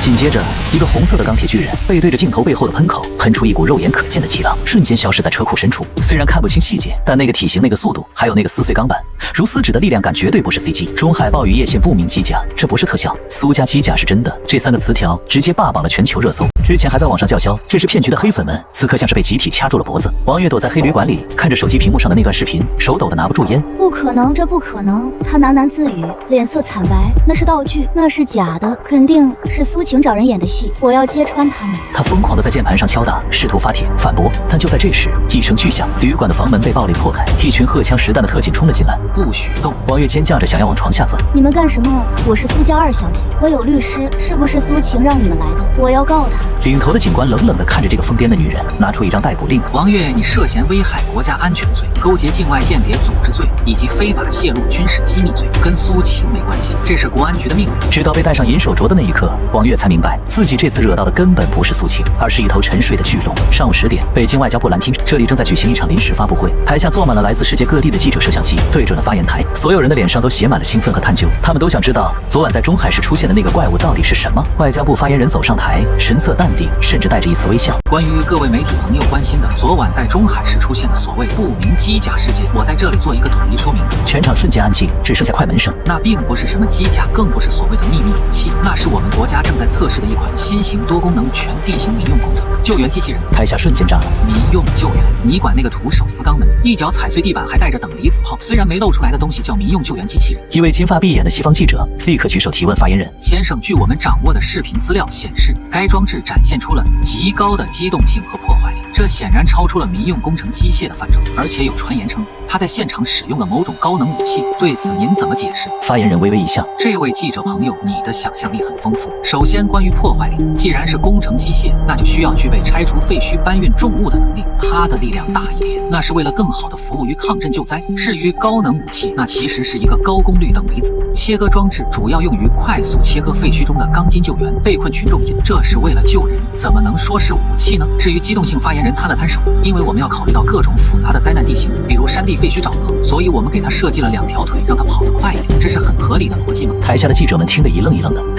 听起来好有道理，竟然无法反驳。但这特么明明就是在睁眼说瞎话。谁家救援机器人5米高？谁家切割机能隔空打爆假山？为了让大家更直观地了解这款产品，发言人继续说道：我们特意请来了这款工程机器人的总设计师林默先生来为大家做现场解答。林默穿着一身极其不合身的黑色西装，显然是临时借的袖子短了一截头发，梳成了大背头被发胶定住了，一脸僵硬地走了出来。他这辈子没见过这么多摄像机，他感觉自己像是一只被架在火上烤的鸭子。陈建国在后台通过耳麦低声说道：林默，记住之前教你的，别说漏嘴就咬死，是民用救援搬砖，哪怕他们问你为什么有机枪，你也得说是用来打蚊子的。林默深吸一口气，走到麦克风前，挤出一个比哭还难看的笑容。大家好，我是那个修不那个设计师林默。一位英降国记者立刻发难：林先生，请问您的这款救援机器人为什么采用了如此具有攻击性的红色涂装，而且它的外观设计非常像我们英降国科幻电影里的战争机器，这是否意味着你们有军事意图？林默愣了一下，红色涂装，攻击性。那个林默挠了挠头，哪怕打了发胶也挡不住他的习惯性动作。其实吧，选红色是因为苏小姐说喜庆，本来它是用来给爷爷祝寿的，红色代表福如东海嘛。至于外观，我是照着我在地摊上买的一个10块钱的塑料玩具改的，我也没看过你们的电影。全场哄笑，记者脸都绿了。那请问他背后的那个巨大的涡轮推进器是怎么回事？救援机器人需要飞行吗？那个林默一本正经的胡说八道，那个是强力吹风机。你们想啊，灾区要是着火了或者有毒气，我就开那个风扇把烟吹走，方便救援人员进入亲，这很合理吧？那他的手臂力量据说能举起坦克？夸张了，也就是能举起个渣土车吧，毕竟有时候路堵了得把车挪开。那他为什么有反雷达涂层？那是为了防止生锈，我用的漆比较厚。整场发布会变成了林默的单口相声，无论记者怎么刁难怎么挖坑，林默总能用最朴素最离谱但又最接地气的理由给怼回去。什么火控雷达是用来找生命体征的电磁干扰，是用来屏蔽广场舞音箱，防止打扰救援的机械爪是用来剥鸡蛋给伤员补充营养的。最后林默实在被问烦了，对着镜头来了一句总结，就是各位，这就是个稍微大一点劲儿大一点跑得快一点的大号玩具，大家别过度解读，我们中国人爱好和平，我就是个焊工，只想好好修车，谢谢大家。说完他也不管还没结束，直接转身溜了。后台陈建国笑得肚子疼，拍着大腿，好小子。车站护区局长的位置以后非你莫属。而此时远在大洋彼岸的五角大楼，一群将军看着直播画面，气得把咖啡杯都摔了。救援机器人？谁家救援机器人装核电池，还装有救援机器人有相控阵雷达？这是赤裸裸的智商羞辱！给我查这个林默到底是什么背景？我不信他是个焊工，他肯定是那个神秘的天宫计划的负责人。报告将军，我们查了，他真的有个修车铺，而且他的支付账单显示，他在买材料的前一天还花9.9块买了一份机甲模型手工制作指南。将军们沉默了。风波过后，林默的生活发生了翻天覆地的变化。他没能回那个破修车铺，虽然陈建国真的派人去给他修了房顶，还装了中央空调，但那里现在已经成了网红打卡地，每天都有几百个主播蹲在门口直播，甚至还有人偷他扔在外面的费罗斯当纪念品。林默现在住在北方战区01号基地的核心区，这里有一座专门为他建造的林默实验室。说是实验室，其实更像是个巨大的废品，这是林默强烈要求的。太干净了，我没灵感。林默是这么跟陈建国说的，给我弄点废铁来，越旧越好，最好是那种生锈的有灵魂。于是军方不得不从全国各地的退役装备库里给他拉来了几10车皮的报废坦克飞机。此刻林默正穿着他那身标志性的工装，虽然是特种防弹纤维做的，蹲在一堆废铁中坚手里拿着那把老汉枪，嘴里哼着小曲。在他面前那台祝寿1号机甲现在已经被军方正式命名为雪女01，验证机正被拆得七零八落。林总是赵博士抱着厚厚的一沓文件走了进来，脸上写满了无奈。自从林默当了总时他们这些正牌科学家就彻底沦为了擦屁股的。军委那边的命令下来了，赵博士推了推眼镜，近期鹰将国的尼米兹级航母编队要在这一片海域举行自由航行演习。情报显示，他们这次携带了12台猛禽外骨骼，还有2台处于保密阶段的泰坦重型机甲。上级问我们玄女01能不能拉出去溜溜。林默头也不抬，正在给机甲的一根手指关节上润滑油，用的是猪油。他说比工业润滑油顺滑，那是缺大架吧？林默撇撇嘴，老赵，咱们这可是救援机器人，能不能别老想着打打杀杀？赵博士嘴角抽搐，林总师，您昨天刚给他装了一套从歼20上拆下来的导弹，挂架您跟我说这是救援用的，那是发射救援物资的。林默理直气壮，万一灾区群众饿了我一发导弹，过去里面全是馒头，多方便。赵博士决定不跟他争辩。这个总之上级的意思是，这次对方来势汹汹，显然是冲着上次的视频来的。他们想试探我们的底，如果我们不亮剑，他们就会得寸进尺。陈司令问你，如果对上那2台泰坦，你有几成把握？林默停下手里的活，站起身擦了擦手上的猪油。泰坦，林默想了想，我看过照片，傻大黑粗的全靠对装甲，那种东西也就是个移动的靶子。但是赵博士犹豫了一下，这次演习是在海上，对方有航母编队支持，有制空权。我们的机甲虽然在陆地上无敌，但是它不会飞呀。一旦对方在海上发起挑衅，我们够不着。谁说不会飞？林默突然转过头，露出一口白牙，笑得像个偷了鸡的狐狸。你看这是啥？林默指了指机甲背后那2个巨大的，原本被他说是吹风机的涡轮风扇，此时那2个风扇已经被他拆开了，露出了里面密密麻麻的线圈和奇怪的晶体管。这不是以前那个涡轮风扇了。赵博士凑近看了看，不过您好像在里面加了点东西，这紫色的是什么？紫水晶，这是我从某宝上买的负离子发生器。林默一本正经地说。赵博士差点跪下。负离子发生器，您是想给敌人做个空气净化？差不多吧。林默拍了拍那个巨大的金属外壳，其实吧，那天救苏晴的时候我就发现了一个问题，这机甲跳得虽然高，但是滞空时间太短，所以我琢磨着能不能利用电磁反重力原理。电磁反重力？赵博士的声音拔高了8度。林总师，那是理论物理学还在争论的东西，您攻克了？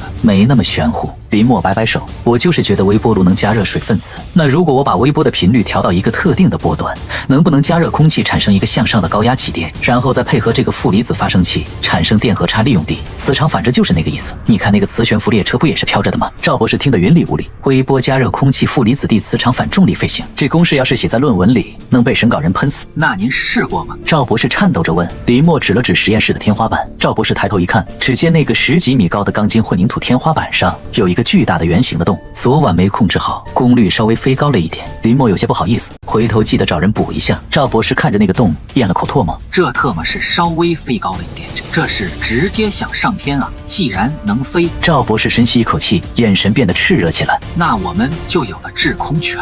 林总师，这可是战略级的突破，我们需要马上进行海上测试。林默拦住了激动的赵博士，这玩意儿有个副作用，飞的时候动静有点大，而且因为是电离空气，会产生一种类似于极光的视觉效果，太高调了，不符合我们救援机器人的低调人设。高调怕什么？赵博士大手一挥，都要去跟航母编队对峙了，当然是越拉风越好。林总师，您赶紧准备一下陈司令，说明天一早直接空运到东海前线。东海某海域波涛汹涌，鹰将国的尼米兹号核动力航母正破浪前行，甲板上2台高达8米的黑色机甲泰坦 I 型正在进行最后的调试。这是鹰将国波士顿动力和雷神公司联合研发的秘密武器，虽然动作略显笨拙，但他们装备了重型加特林机炮和地狱火导弹，是真正的杀戮机器。报告长官，前方发现中国海军编队。剑桥上鹰将国舰队司令史密斯少将放下望远镜，嘴角露出一丝傲慢的笑。终于来了，告诉他们我们正在进行例行演习，请他们保持距离，如果误入演习区域，后果自负。长官，他们的船上好像有个红色的东西。史密斯皱眉，再次举起望远镜，在远处的中国驱逐舰甲板上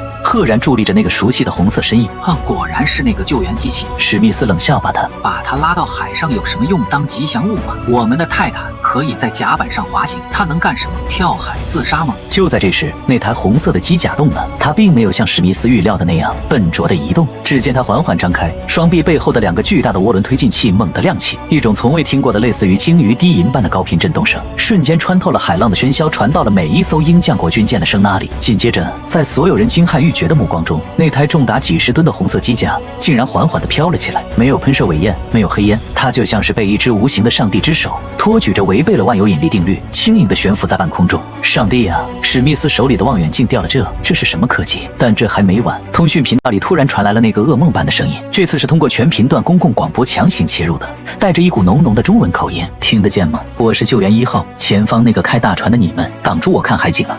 哼，那个麻烦让一让，不然我不小心手滑给你们扔个救援馒头下去，怕把你们甲板砸穿了。伴随着声音，悬浮在半空的玄女01机甲背后的挂架缓缓打开，露出了2枚涂着救援物资字样，但怎么看怎么像超音速反舰导弹的东西。而且机甲的手里还不知从哪儿掏出了一把巨大的光剑，不，那是等离子切割刀，只不过林默把功率调到了最大，那光束足足有40米长。这是救援机器。史密斯咆哮道：“谁家救援机器人拿着40米长的大刀，立刻撤退！”那天，鹰将国的航母编队在没有任何交火的情况下，因为导航系统故障紧急掉头撤出了演习区域。而那张红色机甲悬浮在海面上，手持40米光剑的照片成为了《时代周刊》的年度封面，标题只有3个字 ：God is Chinese， 上帝是华夏人。而在驾驶舱里，林默看着落荒而逃的舰队，遗憾地叹了口气：“好啥，我这负离子光剑还没试呢。听说能杀菌，本来想给他们航母消消毒的。”东海对峙事件后的第3天，世界格局发生了一种微妙而滑稽的变化。鹰将国虽然撤走了航母编队，但在国际舆论上依然嘴硬坚称那天的撤退是因为气候异常导致的，导航系统紊乱，并暗示中国使用了某种全息投影技术来制造恐慌。对此，华夏外交部只回了一句：“啊，这一个字伤害性不大，侮辱性极强。”鹰将国的高层彻底破防了。五角大楼的会议室里，烟灰缸被摔碎了好几个。国防部长脸色铁青地看着智库递交上来的全球影响力评估报告，因为东海那场不战而退的闹剧，鹰将国的国际威望暴跌，甚至连几个一直跟着他们混的小跟班都开始偷偷往华夏的使馆送果篮了。我们需要一场战争，一场摧枯拉朽的胜利，来向全世界证明我们依然是地球的霸主。总统在椭圆形办公室里咆哮着拍打办公桌，目光在世界地图上巡视了一圈，他们最终将手指点在了西亚的一个小国——卡拉尔共和国。卡拉尔不仅蕴藏着丰富的稀土矿脉，最近还刚刚和华夏签订了深度战略合作协议。更重要的是，他的军事力量薄弱的像一张纸，借口很快就找好了卡拉尔，涉嫌秘密研发气象级大规模杀伤性武器。不到24小时，鹰将国第7舰队和2个满编的空中打击梯队就兵临城下。F-35战斗机群像黑色的乌云般掠过卡拉尔的首都上空，精确制导炸弹将他们的防空阵地和雷达站瞬间夷为平地。地面上 MEI 主战坦克群碾压过边境线，扬起漫天黄沙。卡拉尔的常规部队在鹰将国的立体打击下，仅仅支撑了不到3个小时，便全面溃退。炮火连天中，卡拉尔总统躲在地下，防空洞里颤抖着拨通了连接华夏燕京的最高级别加密专线。老总统在电话那头声泪俱下：“救救我们！如果你们不出手，卡拉尔今天就要从地图上抹去了。只要华夏肯帮忙卡拉尔所有的稀土矿脉，未来50年全由华夏优先开采。”燕京最高指挥中心首长们看着卫星传回的卡拉尔，惨状眉头紧锁，直接派正规军介入显然不合适，容易引发全面第3次世界大战。就在会议室陷入短暂沉默时，北方战区陈司令突然轻咳了一声，眼神里闪过一丝狡黠：“各位首长，卡拉尔刚才不是说他们遭遇了严重的人道主义灾难吗？咱们国家最近不是刚研发出一款大型全地形灾害救援设备吗？”众人一愣，随即恍然大悟，目光全都看向了陈司令。陈司令，你是说？陈司令咧嘴一笑：“卡拉尔地震了，鹰将国的坦克部队在那边迷路了。出于国际人道主义精神，咱们派个救援机器人去帮他们疏通一下道路，顺便清理一下建筑垃圾，很合理吧？”半个小时后，北方战区01号基地，耳的警报声划破夜空。林默正穿着沾满机油的背心，在实验室里调试一块散发着幽蓝色光芒的金属板。这是苏氏集团总裁苏晴昨晚刚动用私人关系，花天价从海外黑市截胡回来的深海冷焰石超导冷却模块。林总师，紧急任务！陈司令的虚拟投影直接切入了实验室。带上你的玩具去卡拉尔救灾。林默眼睛一亮，顺手把那块价值连城的超导冷却模块拍进了玄女01号的核心反应堆插槽里。刚好东海那次没玩尽兴，这回换个沙漠地图，测测防沙性能。卡拉尔首都总统府广场，鹰将国的装甲指挥官威廉少将正站在一辆坦克的炮塔上，叼着雪茄，准备对着随军记者的镜头发表胜利演说。在他前方几百辆重型坦克已经完成了包围圈，天空中盘旋着10几架阿帕奇武装直升机。就在他张开嘴准备说话的瞬间，天空突然暗了下来，不是乌云，而是一股突破阴障的恐怖气流从大气层外直坠而下，伴随着一声宛如陨石撞击地球的巨响，整个广场的地砖如同波浪般碎裂翻滚。漫天尘土中，一台涂装成亮红色胸口，甚至还印着一个巨大十字，虽然是用红色绝缘胶布临时贴上去的庞然大物，缓缓站直了身体。通讯频道里再次响起了那个让整个鹰将国军方做噩梦的中文口音：“听得见吗？这里是华夏太平洋人道主义救援承包商，前方那些开着铁皮盒子的朋友，你们挡住我的救援路线了，麻烦让一让，开火！”“哈，给我撕碎这个铁疙瘩！”威廉少将声嘶力竭地吼道。瞬间，上百门坦克主炮同时开火，然而硝烟散去，红色的机甲毫发无损，一层淡蓝色的能量护盾在机甲表面流转，妨碍救援，那只能先进行场地清理了。林默手指飞速敲击，玄女01号双手猛地插进地面的岩层中，巨大的机械臂带着恐怖的扭矩，直接掀起了一块长达100米的地壳。几十辆 MEI 坦克连开炮的机会都没有，就被掩埋在在了数百吨的碎石之下。天际线外8架 F-35战斗机呼啸而来，林默微微一笑，启动了高空灭火阻燃喷雾系统，数千枚银色金属球在半空中炸开，形成强磁场电磁脉冲云。8架第5代隐身战机瞬间黑屏，纷纷栽进沙漠。仅仅不到10分钟，不可一世的鹰将国装甲部队变成了一个巨大的废品回收站。最后一步清理残余的危险锐器，玄女01号的手中弹出了那把40米长的高温幽蓝色光剑，吃了令人牙酸的金属切割声响起，光剑如同热刀切黄油一般，将外围残存的50多辆坦克的炮管齐刷刷地削成了平头。威廉少将跪在坦克上，双腿发软。林默操控机甲走过去，巨大的机械脚踩在 MEA 坦克的履带上。清本系统判定贵方装甲车辆违章停放。作为专业的救援团队，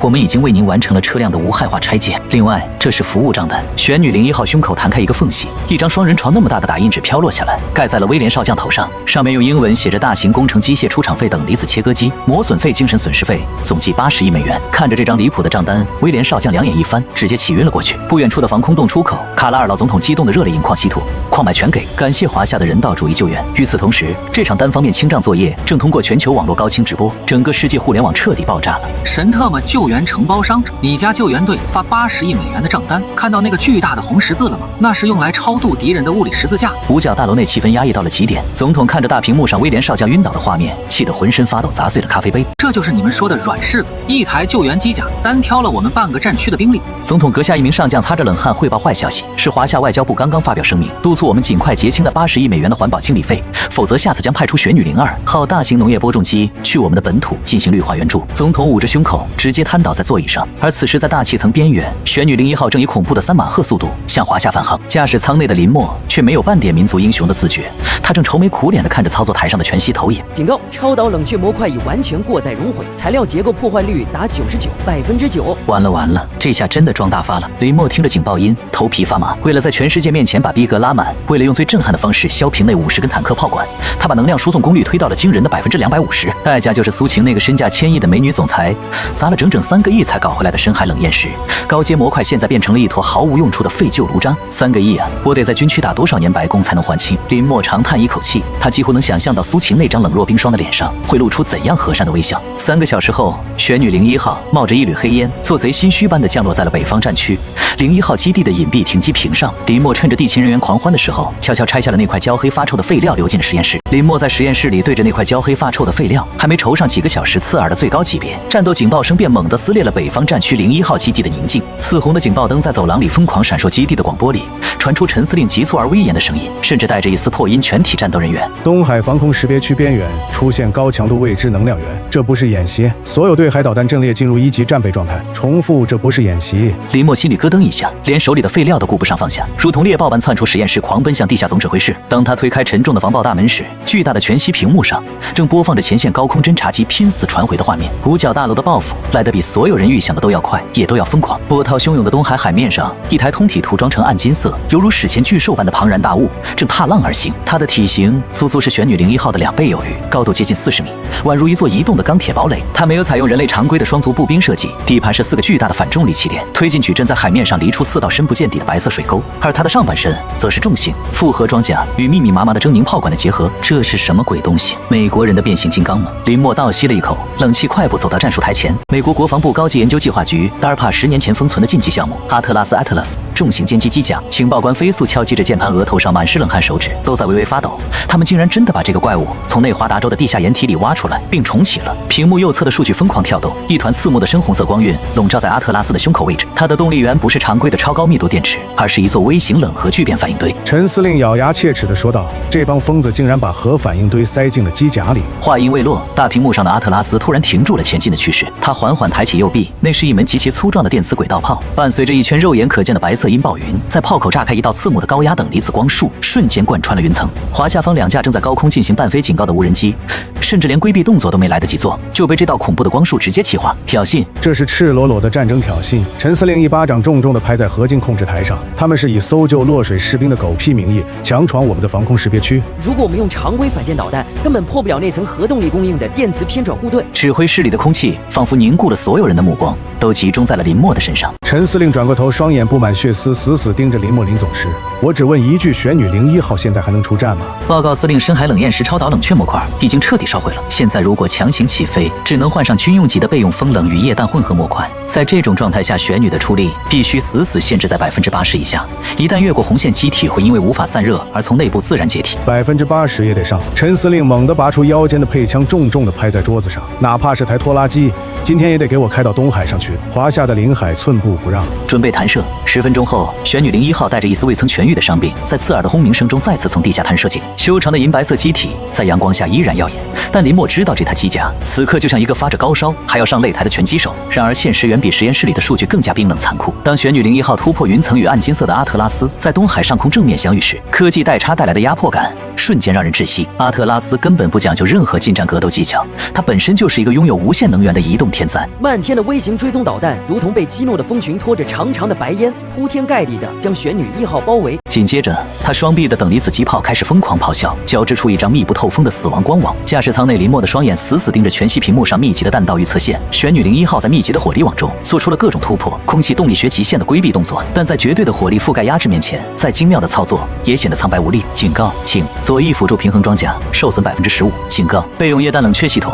温度已达临界值。警告，机体表面温度突破800度，钛合金装甲出现软化迹象。林默满头大汗，高强度的过载让他的毛细血管纷纷破裂。他试图拉近距离进行进展，但阿特拉斯的反重力气垫底盘在海面上极其灵活，始终与他保持着3公里以上的火力倾泻绝佳距离。他妈的，真以为背这个核电站就能为所欲为？林默眼中闪过一丝狠厉，一把扯掉喉部的通讯器，解除安全锁，动力输出强制提升至120%。玄女1号背部的矢量引擎喷射出刺目的幽蓝色尾焰，化作一道银色闪电。他硬生生顶着2发擦过肩膀的等离子炮装甲，大面积熔毁，却终于冲到了阿特拉斯的面前。机甲背部的武器匣弹开，一把长达15米的斩剑刀被玄女01号握在手中，带着一往无前的气势，狠狠劈向阿特拉斯的头部。当是一声震耳欲聋的金属碰撞声响彻海天。然而足以劈开常规驱逐舰装甲的雷霆一刀，竟然只在阿特拉斯表面那层电磁偏转护盾上激起了一圈圈剧烈的涟漪。斩剑刀的刀刃因为承受不住巨大的反作用力，竟然直接崩断了一小半。紧接着，阿特拉斯那比玄女01号大腿还要粗壮的机械手臂猛地一挥，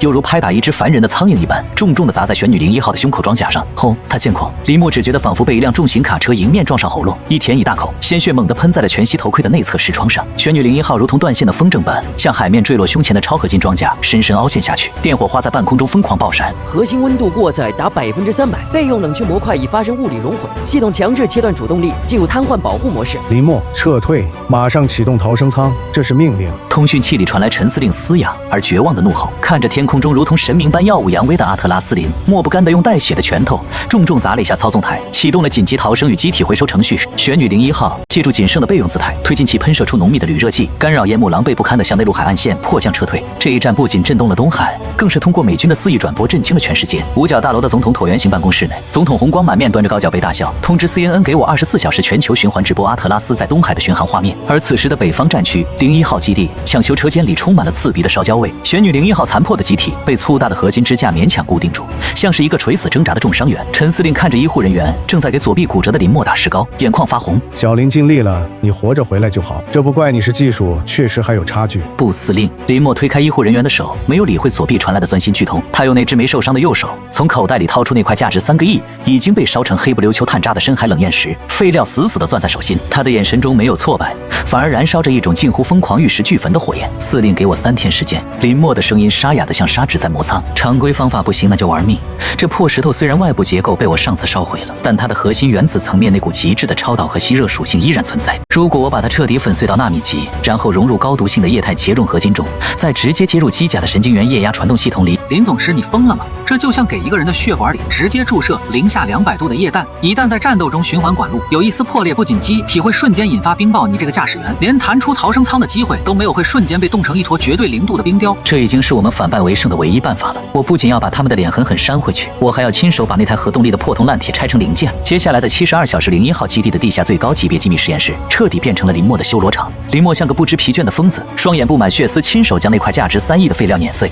提纯一点点，融入到剧毒且高温的液态金属中。他彻底重写了玄女01号所有的底层逻辑代码，代之以一套他临时编写、名为0度沸腾的自杀式冷却循环系统。第4天清晨，当东方的第一缕阳光艰难地刺破海面上的浓雾时，阿特拉斯机甲内美军驾驶员正惬意地喝着咖啡。突然，刺耳的雷达最高级别警报声猛然炸响，警告：超高速高能物体接近，马赫数45，热信号极低，处于绝对0度边缘。下一秒，9天之上的厚重云层被硬生生撕裂出一个巨大的空洞，一台通体呈现出深邃的幽蓝色机身，表面因为极致的低温而不断升腾着浓密白色冰雾的机甲，如同天罚的陨石般重重砸在海面上。巨大的冲击力瞬间引发了一场小型的局部海啸，海浪退去，雾气散开，玄女01号改赫然屹立于海面之上。为了配合新的系统，原本外置的散热排气孔被全部物理封闭，银黑相间的机体装甲下，隐约可见一条条粗大的散发着幽蓝色光芒的液态管路。修了3天就敢再出来送死？美军驾驶员狞笑一声，直接将核动力反应堆推到了全输出状态。2道毁灭的等离子光束以摧枯拉朽之势轰向玄女01号。全息屏幕上的林默却异常平静，他深吸了一口带着浓烈机油味的空气，双手猛地在操作台上拉出一个极其复杂的指令阵列，解除最后一道物理阀门。0度沸腾系统全面启动，引擎输出功率给我拉到400%。一股恐怖到极点的寒气以玄女01号为中心瞬间爆发，不可思议的一幕出现了，周围方圆500米内波涛汹涌的海水竟然在眨眼间被冻结成了坚硬无比的玄冰。就在等离子光束即将击中的千钧一发之际，玄女01号动了。在0度沸腾系统的超导冷却加持下，它爆发出完全违背机械常理的恐怖推力，以一种锐角 Z 字形诡异折线机动，在冰面上擦出一长串冰屑，瞬间启动。入了阿特拉斯的近战绝对盲区，玄女01号没有拔出任何武器，而是双臂如同幻影般探出食指，精准地扣住了阿特拉斯右臂关节处的装甲缝隙。太极借力打力听过没有？林默发出一声狂吼，猛地一拉操纵杆玄女01号，利用对方前冲的惯性腰部爆发出惊人的扭力，猛地一个标准的旋身过肩，重达近200吨的核动力怪物阿特拉斯竟然被硬生生拔地而起，狠狠地砸在了坚硬的冰封海面上，冰层瞬间崩塌。没等对方恢复神智，玄女01号已经高高跃起，她的右拳紧握手臂上那些幽蓝色的液态管路，瞬间爆发出如同超新星般刺目的光芒，将所有的冷却能量在这一刻全部转化为狂暴的纯粹动能。8级铁山靠的玄女01号的整个右侧肩膀化作世界上最恐怖的工程锤，带着一圈白色的阴暴云，以突破5马赫的恐怖速度狠狠地撞击在阿特拉斯胸口那块宝石护核聚变反应堆的超厚复合装甲。特种复合装甲如同脆弱的饼干般轰然碎裂，玄女01号的手臂直接贯穿了阿特拉斯的胸膛，一把扯断了主反应堆的核心供电线了。阿特拉斯庞大的机身剧烈地抽出了几下眼部的红色光芒，闪烁了2下，彻底熄灭。主反应堆瘫痪，这台不可一世的战争巨兽彻底变成了一座漂浮在海面碎冰上的巨大废铁。战斗结束，全程不到30秒。五角大楼的直播大厅里死一般的寂静，总统面如死灰，直接滑坐到了昂贵的波斯地毯上，彻底崩溃。而华夏的网络和各大军区已经彻底沸腾了。半小时后，当玄女01号用牵引索拖着庞大如山的阿特拉斯残骸缓缓返回北方战区01号基地时，整个基地陷入了疯狂的海洋。在这震耳欲聋的狂欢声中，林默却脸色惨白，浑身上下冒着寒气，双腿发软的顺着登机梯滑了下来。赢了，林总师，我们赢了，你是国家的英雄。赵博士激动得满脸通红，林默却一把推开赵博士，跌跌撞撞的就往地下实验室的方向跑去。他的心在疯狂的滴血。刚才那30秒的0度沸腾超频爆发确实帅到了极点，但代价是惨痛的。他把那混合了整整3亿人民币、深海冷艳石粉末的液态循环液彻底烧干了，而且机体在400%的超负荷运转下，4只液压传动轴主神经元骨架已经全部报废。这后续的维修费加起来能再造小半台崭新的机甲了。完了，打赢了美国老是爽了，但这下我是真的要把底裤都赔穿了。此时北方战区01号基地内正洋溢着一种过年般的喜庆气氛。为了庆祝玄女01验证机在东海的完美首秀，虽然官方说法是救援机器人海上抗风测试基地特意举办了一场高规格的庆功宴，但作为主角的林默此刻却躲在实验室的角落里，愁眉苦脸地盯着手里的一块废料。林总师庆功宴马上开始了，陈司令都在等您呢。赵博士推门进来，看到林默这副样子不由得一愣，您这是在搞科研？搞个屁科研！林默叹了口气，把手里的废料扔回桌上。我在想怎么过关。苏小姐来了。林默指了指门外，是来谈追加投资和技术授权的，但我知道她是来查岗的。上次我为了救她，把机甲开得稍微暴力了一点，她说我不爱惜公务要扣我尾款。赵博士忍不住笑了。林总师，您这就有点凡尔赛了。现在全世界都在求着买您的专利，您还差那点尾款。林默摇摇头，眼神深邃，这是原则问题。再说了，他这次来好像还要带我去见家长。赵博士的八卦之魂瞬间燃烧，见家长。苏老不是天天见吗？不是苏老。林默压低声音，是苏晴的父母。是苏晴的父母，听说也是很角色，一个是搞金融的，一个是搞艺术的。他们觉得我这个焊工虽然现在出名了，但毕竟是个粗人，怕我跟苏晴没共同语言。赵博士同情地拍了拍林默的肩膀，这确实是个难题。那你准备了什么见面礼？林默眼睛一亮，从兜里掏出一个黑乎乎的小盒子。你看这个行不行？赵博士凑过去一看，盒子里躺着一朵花，但这花不是鲜花，而是一朵用不知名金属打造的玫瑰，花瓣轻薄，如纸呈现出一种梦幻般的渐变。蓝紫色花蕊则是几根细如发丝的金线，顶端还镶嵌着极其微小的晶体。这是赵博士倒吸一口凉气。钛合金不仅是钛合金，林默得意地介绍，这是我用那把光剑切下来的边角料做的。这种钛合金经过了等离子重铸硬度，是钻石的3倍。而且你看这个颜色，这是我通过控制氧化层的厚度，利用光干涉原理弄出来的极光蓝，跟机甲飞行时的尾焰一个色。赵博士看着这朵花，仿佛看到了无数经费在燃烧。用航天级钛合金配合纳米级焊接工艺，还得调控氧化层厚度，这朵花的造价估计能买下中海市的一套房。这叫永不凋零的浪漫。而且这花还有个隐藏功能，花蕊里我藏了个高频发射器。林默指了指那几个晶体，万一苏小姐遇到危险，只要一按这个花梗，方圆5公里的电子设备都会瞬间瘫痪。防狼神器，神特么防狼神器，这叫区域性电磁脉冲武器样子。你拿这玩意儿当定情信物？庆功宴现场，苏晴今天穿了一身剪裁得体的白色职业，妆少了几分，平日里的娇蛮多了几分干练，但她的眼神却一直在人群中搜索。苏振海老爷子今天精神抖擞，红光满面，那小子肯定又躲在哪个角落里捣鼓他的废铁呢。天才嘛，都有点怪癖。苏晴脸一红，爷爷谁找他了？我是来看机甲的。就在这时，大门打开，林默穿着那身万年不变的工装，虽然洗得很干净，大步走了进来。在他身后跟着一脸崇拜的赵博士和几个年轻的女研究员。林总师好，林总师能不能给我签个名？林总师晚上有空吗？我想请教一下那个液压阀的问题。几个刚分来的女博士围着林默，眼睛里都在冒星星。在他们眼里，这个能把微波炉改成反重力引擎的男人，比任何流量明星都要性感1万倍。苏晴看着这一幕，手里的香槟杯差点捏碎。好啊，这才几天不见，这就成国民老公了。林默费劲地从人群中挤出来，一眼就看到了苏晴，他眼睛一亮，快步走过去。苏老板，回款的事儿。苏晴瞪了他一眼，但眼角的笑意却怎么也藏不住。这里这么多人，能不能别张口闭口就是钱？你也算是国家功臣了，有点格调行不行？林默挠挠头，那咱们谈谈这机甲的折旧费。苏晴气笑了，刚想说什么，突然看到了林默手里那个黑盒子。这是什么？林默有些不好意思的把盒子递过去，那个送你的算是售后赠品。苏晴打开盒子，那朵闪烁着极光蓝的钛合金玫瑰在灯光下熠熠生辉，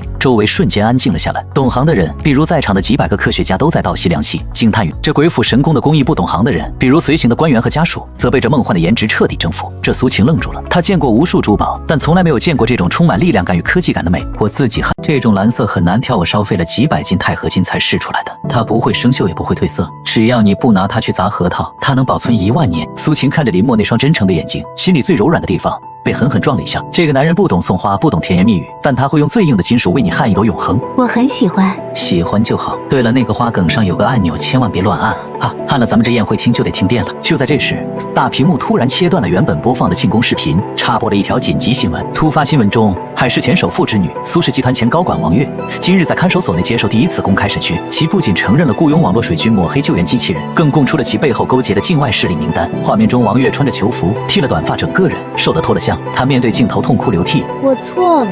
我真的不知道那个机甲是真的，我只是嫉妒苏晴那个外国人跟我说，只要我搞臭苏晴，他们就给我绿卡。宴会厅里一片唏嘘，自作孽不可活。苏振海冷冷地评价了一句。苏晴看着屏幕，心中早已没有了恨意，只剩下淡淡的悲哀。林默，如果不是你，我现在可能已经被他害得身败名裂了。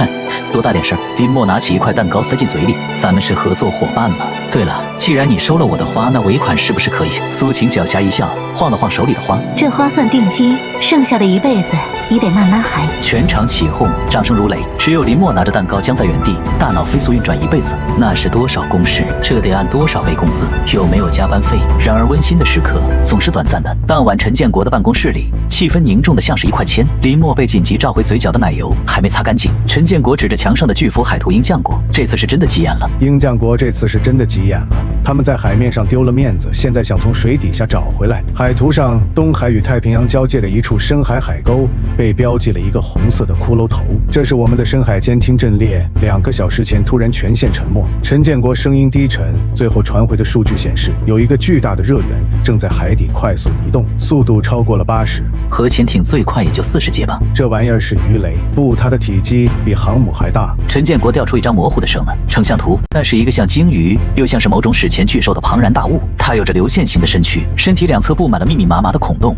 尾部拖着长长的湍流，代号波塞冬。这是鹰将国DARPA国防高等研究计划局搞出来的深海无人潜航器母舰。据情报，它其实是一个巨大的海底工厂，内部搭载了数百个自杀式攻击无人机，甚至还可能装备了构造武器，也就是人造地震波发生器。陈建国狠狠地捶了一下桌子，这帮畜生，他们想在我们的沿海大陆架制造海底滑坡，引发海啸。一旦成功，中海市航程整个沿海经济带都会被淹没。林默的眼神瞬间冷了下来。中海市那是苏秦的家，也是他那个刚修好房顶的破铺子所在地。我们的反潜部队呢？波塞冬潜伏在3000米的深海，我们的鱼雷打不到那个深度，深水炸弹也无法锁定。它的外壳采用了特殊的吸音材料，声呢照上去就是一片死寂。3公里，林默喃喃自语：这个深度压强是300个大气压，就算是坦克下去也会被压成一张铁饼。上级命令不惜一切代价拦截波塞冬。陈建国看着林默，但是我们现在的深海潜水器没有攻击能力，有攻击能力的下不去。林默，你的玄女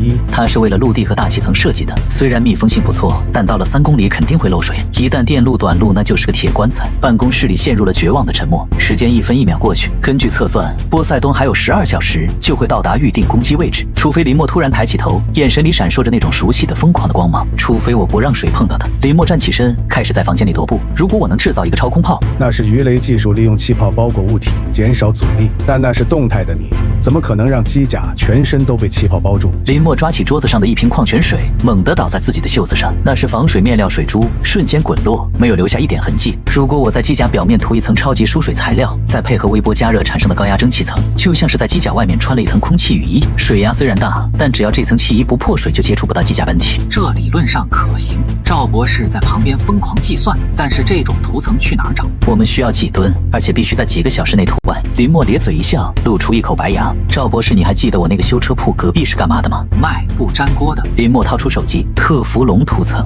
再加上我的独门秘方荷叶提取物纳米粉末，给我准备50吨特氟龙，再给我找100个喷气工。我要给玄女穿件新衣服。赵博士感觉自己的脑血管又要爆了。你要用不粘锅的涂层去对抗3000米的深海压强，只要思想不滑坡，办法总比困难。林默已经冲出了办公室，别愣着了，不然我的铺子就要被淹了。风暴将至，这一次战场在深渊，这里灯火通明，焊花飞溅，100多个穿着防护服的喷漆工正吊在玄女01机甲的身上，疯狂地喷吐着一种灰白色的液体，空气中弥漫着一股类似于煎鸡蛋烧焦了的刺鼻味道。林默站在升降台上，手里拿着一个巨大的吹风机，那是改装过的工业热风枪，正在对涂层进行快速烘干。快，腋下多喷点，那是关节活动区容易磨损。林默大喊着，还有脚底板，特氟龙不够就去食堂把锅都刮了。站在下面的陈建国看着这台原本威风凛凛的红色机甲，此刻变成了一只灰白色的滑溜溜的大壁虎。这真的行吗？苏振海老爷子拄着拐杖，一脸担忧。这看着有点像我家炒菜锅的涂层，就是炒菜锅涂层。赵博士在一旁生无可恋的记录数据。林总是在里面加了石墨烯粉末，说是能增加表面张力。理论上，这层涂层能让水的接触角达到170度，也就是说，这机甲现在比泥鳅还滑。报告，涂装完成。报告，全系统密封测试通过。报告，反重力引擎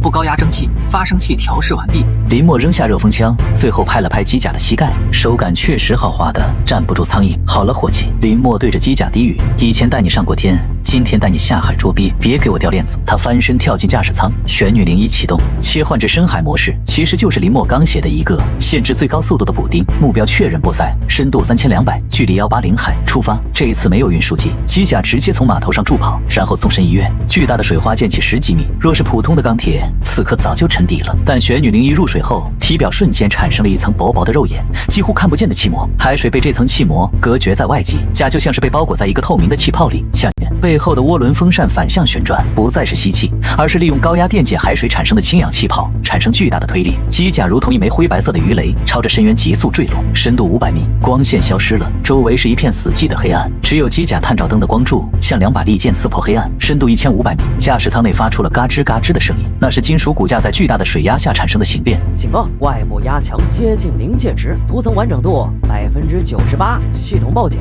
林默看了一眼仪表盘，淡定地嚼着口香糖，稳住，这才哪到哪。咱们是不粘锅不怕痒。深度3公里，海底，这里的景象如外星表面般荒凉，巨大的海底山脉在黑暗中若隐若现，偶尔有几只发光的深海鱼好奇地游过，然后被机甲带起的湍流吓跑。发现目标，林默盯着雷达，屏幕七尘不惊，在前方5公里处的一个海沟里，踏着一个巨大的黑色阴影，那就是波塞冬。它太大了，足有200米长，像是一艘沉没的航母。此时它的背部正如蜂巢般打开，无数只有鲨鱼大小的自杀式无人机正蜂拥而出，开始在海底布置震源炸弹。果然在搞鬼，林默冷笑。此时波塞冬似乎也察觉到了入侵者，在这个深度声呢是最敏锐的感官。几十架无人机突然掉头向一群闻到血腥味的食人鱼朝着林默冲来，想打群架。林默双手握住操纵杆，水下格斗。我虽然没练过，但这水的阻力正好适合练太极。来吧，机甲不退反进。它在水中无法像陆地上那样灵活跳跃，但因为那层气膜的存在，它的阻力极小。林默操纵机甲做出了一个诡异的游龙步，实际上就是模仿泥鳅的摆动。几架无人机撞过来，却因为机甲表面太滑，直接呲溜一下滑开了，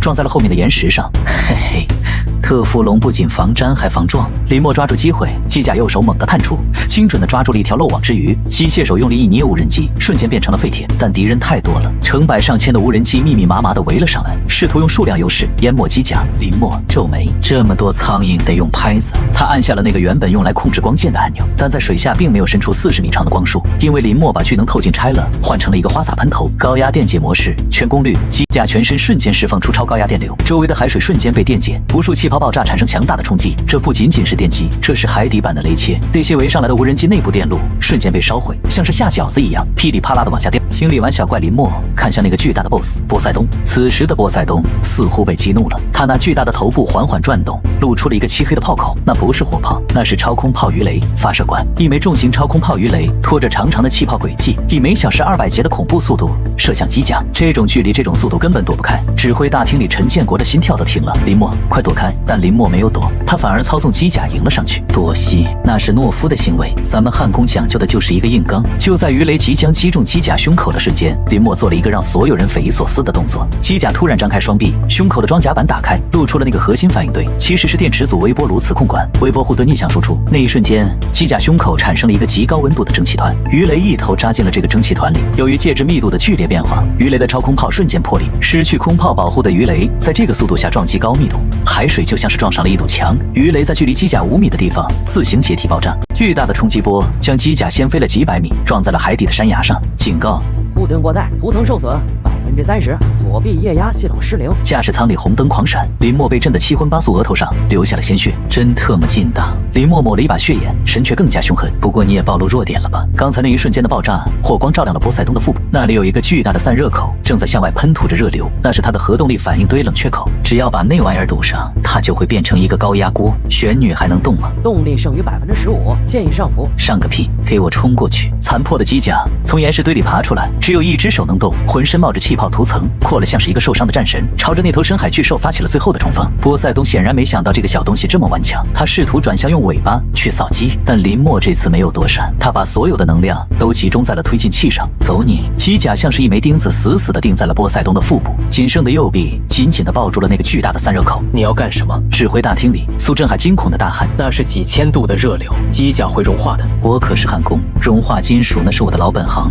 他按下了那个红色的按钮，这次是真的焊枪模式。机甲右手的等离子发生器全功率开启，直接对着散热口内部喷射，高温对高温，金属对金属，在几千米的深海上演了一场无声的焊接手术。给我焊死他！林默怒吼。几秒钟后，波塞冬内部传来了沉闷的爆炸声，冷却系统失效，核心反应堆过热保护触发这台深海巨兽瞬间瘫痪，他那庞大的身躯失去了动力，开始缓缓下沉坠向更深的深渊。搞定！林默松开了手，机甲也被反作用力推开。玄女报告状态：动力耗尽，正在启动紧急上浮气囊。此时的机甲已经破烂不堪，那层特氟龙涂层早就没了海水，开始渗入驾驶舱。冰冷的海水漫过了林默的脚踝，有点冷啊，早知道多穿条秋裤了。他看着那个缓缓坠入黑暗的波塞冬，心里充满了成就感。喂，苏老板，他打开通讯器信号，虽然断断续续，但他知道，他听得见。那个海底捞我吃腻了，今晚能不能换个口味？我想吃热干面。通讯器那头传来苏晴撕心裂肺的哭声和陈建国激动的吼声：吃，你想吃什么都行，全中国的热干干面都给你包了。随着紧急气囊充气残破的机甲，像是一个白色的幽灵，带着满身的伤痕和荣耀，缓缓冲向了久违的充满了阳光的海面。在那深邃的蓝色中里，莫闭上眼睛睡着了。这大概是他这辈子睡得最踏实的。意识回归身体的感觉，就像是老旧的电瓶车终于打着了火。林默睁开眼入目，是一片晃眼的白，空气中没有那股熟悉的机油味和深海的咸腥味，取而代之的淡淡的消毒水味，以及一股极其浓郁、极其霸道的芝麻酱香味。醒了。耳边传来一阵惊喜的呼喊，林默艰难地转过头，脖子发出咔吧一声脆响。首先映入眼帘的不是医生，也不是护士，而是堆满了一整张桌子的热干面，纸碗的、瓷碗的、打包盒的，足足有几十份，把那个原本用来放鲜花的床头柜挤得摇摇欲坠。这就是你们说的包场？林默张了张嘴，声音哑得像是在砂纸上磨过。你小子！陈建国那张饱经风霜的脸凑了过来，眼眶红肿，胡茬子也没刮，但笑得比谁都开心。你昏迷了3天，这3天里，全中国的热干面店老板听说你要吃，恨不得连夜坐高铁给你送过来。这些还是经过安检筛查后留下来的精品。林默想笑，却牵动了胸口的伤疼的呲牙咧嘴。太浪费了，我就一张嘴，哪吃得完？吃不完也没事，闻闻味儿也是好的。苏振海老爷子坐在一旁的轮椅上，激动的腿脚有点不利索，手里捧着一个红色的信盒，眼神慈祥的像是在看亲孙子。小林啊，这次你可是立了大功了，天大的功劳！林默撑着床板坐起来，发现自己身上插满了各种管子。那个波塞冬呢？还在海底趴着，不过现在他是咱们的了。工程兵部队正在想办法打捞那里面，可是鹰将国最核心的黑科技。虽然核心反应堆被你焊坏了，但剩下的壳子和无人机技术够咱们的研究院消化10年。林默松了口气，那就好，那个不用我赔吧？陈建国瞪大了眼睛，随即从苏振海手里拿过那个锦盒，郑重其事地打开，一枚金光闪闪、沉甸甸的勋章静静地躺在里面，那上面雕刻着长城与橄榄枝，中间是一颗红星。81勋章驻军队，最高荣誉此处。为小说虚构情节，实际授予需严格流程，经过军委特批。陈建国站直了身体，虽然穿着便装，但那个军礼敬得标准而肃穆。林默同志，鉴于你在东海危机及深海拦截行动中的英勇表现，以及在国防科技领域的突破性贡献，授予你81勋章，同时特聘你为国家战略装备发展中心总工程师，享受副军级待遇。林默看着那枚勋章，整个人都傻了。他就是一个修车的，顶多算个手艺比较好的修车，这一下子成首长了，领导着林默有些手足无措。我没上过军校，也没学历，这不合规矩吧？规矩是人定的，但人才是老天给的。陈建国把勋章塞进林默手里，语气不容置疑：你的手搓机甲技术就是最大的规矩。从今天起，国家给你兜底，你想焊什么就焊什么，哪怕你想给月球焊个栏杆，我们也给你批经费。林默握着勋章，冰冷的金属触感让他想起了那个在暴雨夜里敲打钢板的自己。他突然笑了笑，得有点憨。给月球焊栏杆就算了，不过我想先吃碗面。病房里的人都被清空了，只剩下最后一个人苏秦。他瘦了一圈眼窝，深陷，显然这3天也没怎么睡，手里端着一碗还冒着热气的热干面，这是他亲手拌的。两人对视了许久。吃吗？苏秦打破了沉默，声音有些沙哑。吃。林默接过碗，大口大口地吃了起来。芝麻酱糊了一嘴，但他觉得这是这辈子吃过最好吃的东西。苏秦看着他狼吞虎咽的样子，眼泪突然就下来了。林默，你是个混蛋，谁让你逞英雄的？谁让你下潜到3000米的？你知道医生把你捞上来的时候说什么吗？说你的内脏都有不同程度的挤压伤，要是再晚1分钟，大罗神仙也救不回你。林默放下碗，有些尴尬地擦了擦嘴。那个当时情况紧急嘛，再说了，我有特氟龙护体，心里有数。有个屁数！苏秦忍不住爆了粗口，走过来狠狠地捶了他一下，却又在拳头落下的时候收了力道，变成了轻轻的抚摸。你要是死了，那个铺子谁去翻修？那些尾款谁来收？还有我怎么办？最后4个字轻得像是一声叹息。林默愣住了。他虽然是个直男，是个技术宅，但他不是傻子。他看着苏秦那双红肿的眼睛，突然觉得自己这辈子除了那些冰冷的金属，似乎还真的需要点别的什么东西来填补。苏老板，林默突然开口，语气变得格外认真。干嘛？苏秦吸了吸鼻子，那个我的手艺你是知道的。林默伸出那双布满老茧和细小伤痕的手，虽然我不懂浪漫，也不会说话，但是只要是到了我手里的东西，不管是废铁还是金子，我都能把它修好，把它变得独一无二。他从枕头底下摸索了一阵，掏出了一个小小的金属环，那不是钻戒，那是他在拆解波塞冬核心反应堆时顺手截取的一小段钛合金管，然后用等离子火花在上面烧出了这一圈绚丽的蓝紫色纹路。这是从那个深海怪兽的心脏上拆下来的。林默看着苏秦，他的熔点是1668度，硬度是普通钢材的5倍，或在那圈刻了2个字。苏秦接过那个指环，凑近了看，那圈用极其微小的激光刻痕写着不退。不退，苏晴，一不退货、不退款、不退缩，这辈子这单生意我接了，终身质保，随叫随到。苏老板哦不，苏晴，你愿意签收吗？苏晴看着那个充满了工业暴力美学却又无比精致的指环，又看了看面前这个傻笑的男人，她突然破涕为笑，伸出手指，那得看你的售后服务怎么样了。那得看你的售后服务怎么样了。林默笨手笨脚的把指环套在他的无名指上，尺寸竟然刚刚好，这也是他目测出来的神迹。成交。那这戒指钱能从尾款里扣吗？啊，林默。病房里传来了苏晴久违的咆哮声，伴随着两人压抑不住的笑声。窗外阳光正好。1年后，南天门计划西北戈壁某绝密军事基地，这里比1年前那个车间要大上10倍。巨大的机库里停满了各种奇形怪状的飞行器和机械装置，墙上挂着一条巨大的红色横幅，热烈庆祝南天门计划第1阶段工程顺利推进。穿着总师制服，虽然扣子还是经常扣错的，林默正背着手站在高高的脚手架上，对着下面一群愁眉苦脸的博士生训话。我说过多少遍了，那个反重力引擎的线圈不能绕得太整齐，太整齐了，磁场会发生谐振，会炸的。要乱，要那种乱中有序的感觉，就像你家猫玩过的毛线球，明白吗？下面的博士生们疯狂记笔记猫玩过的毛线球，乱中有序，非线性拓扑结构。1年时间，林默已经成为了这里的神话。他不再亲手拧每一个螺丝，因为国家真的给他配了一个团的助手，但他依然是那个灵魂人物。任何解决不了的工程难题，只要他过去摸一摸、听一听、敲2下，保准能找到病灶。现在的玄女系列机甲已经量产到了第3代，从最初的救援型衍生出了深海型、空战型，甚至还有专门用来搞基建的工程型。鹰将国那边彻底老实了，自从上次波塞冬被当场捕获并公开展示，当然说是打捞到的古代沉船后，他们就撤回了所有的前沿部署，开始闷头研究为什么中国的特氟龙涂层能抗深海压强。据说他们的科学家已经买光了全球的不粘锅，正在家里疯狂炒菜做实验。林总是外面来人了，说是老客户。老客户？林默一愣，他拍了拍手上的灰，跟着赵博士走到了基地的主接待室。推开门，苏晴正坐在沙发上喝茶。他现在已经是苏氏重工的董事长，全权负责国家机甲项目的民用供应链。他手上戴着那枚蓝紫色的钛合金戒指，气场比1年前更加强大。而在他旁边坐着一个穿着中山装的中年，那人虽然面带微笑，但眼神中透着一股掌握乾坤的威严。林总是好久不见。苏晴放下茶杯，微笑着打招呼：“老婆可苏董。”林默赶紧改口，毕竟有外人在。你怎么来了？家里装修完了。苏晴指了指身边的中年人，这位是张局长，负责国家战略航天项目的，他有一个小订单想问问你。航天项目？林默来了兴趣，拉开椅子坐下。多大的订单？要是做个卫星支架什么的，让赵博士去就行了。张局长微微一笑，从公文包里掏出一份厚厚的文件，推到林默面前。封面上写着4个大字：鸾鸟计划。林总师，我们听说您对大尺寸模型很有心得，这次我们想做一个稍微大一点的飞机模型。林默翻开文件看了一眼第1页的参数，项目名称：战略空天载机平台，代号鸾鸟，全长242米，翼展682米，动力源双核聚变反应堆，增强型反重力引擎组载机量88架玄女，空天战机作战高度4万米，至近地轨道。林默的手抖了一下，200多米长，近地轨道，这特么是空天母舰呢？这还是模型吗？名义上。张局长眨了眨眼，那表情跟当年的林默如出一辙，主要是为了气象观测。毕竟我们要观测全球气候变化，飞得高一点，载重大一点，续航久一点，很合理吧？气象观测，林默乐，这里有比他的救援机器人还离谱。怎么样，林总师？苏晴在一旁推波助澜。张局长说了，这次的经费上不封顶，而且所有的材料都用最好的。那个核心龙骨的焊接工作，非你莫属。林默合上文件，闭上眼睛，他在脑海里构想那个画面：一艘遮天蔽日的钢铁巨舰悬浮在云层之上，无数架玄女战机如同蜂群般进出，那是人类工业的巅峰，是星辰大海的入场券。而这一切都需要从第1条焊缝开始。那种久违的让血液沸腾的冲动再次涌上心头。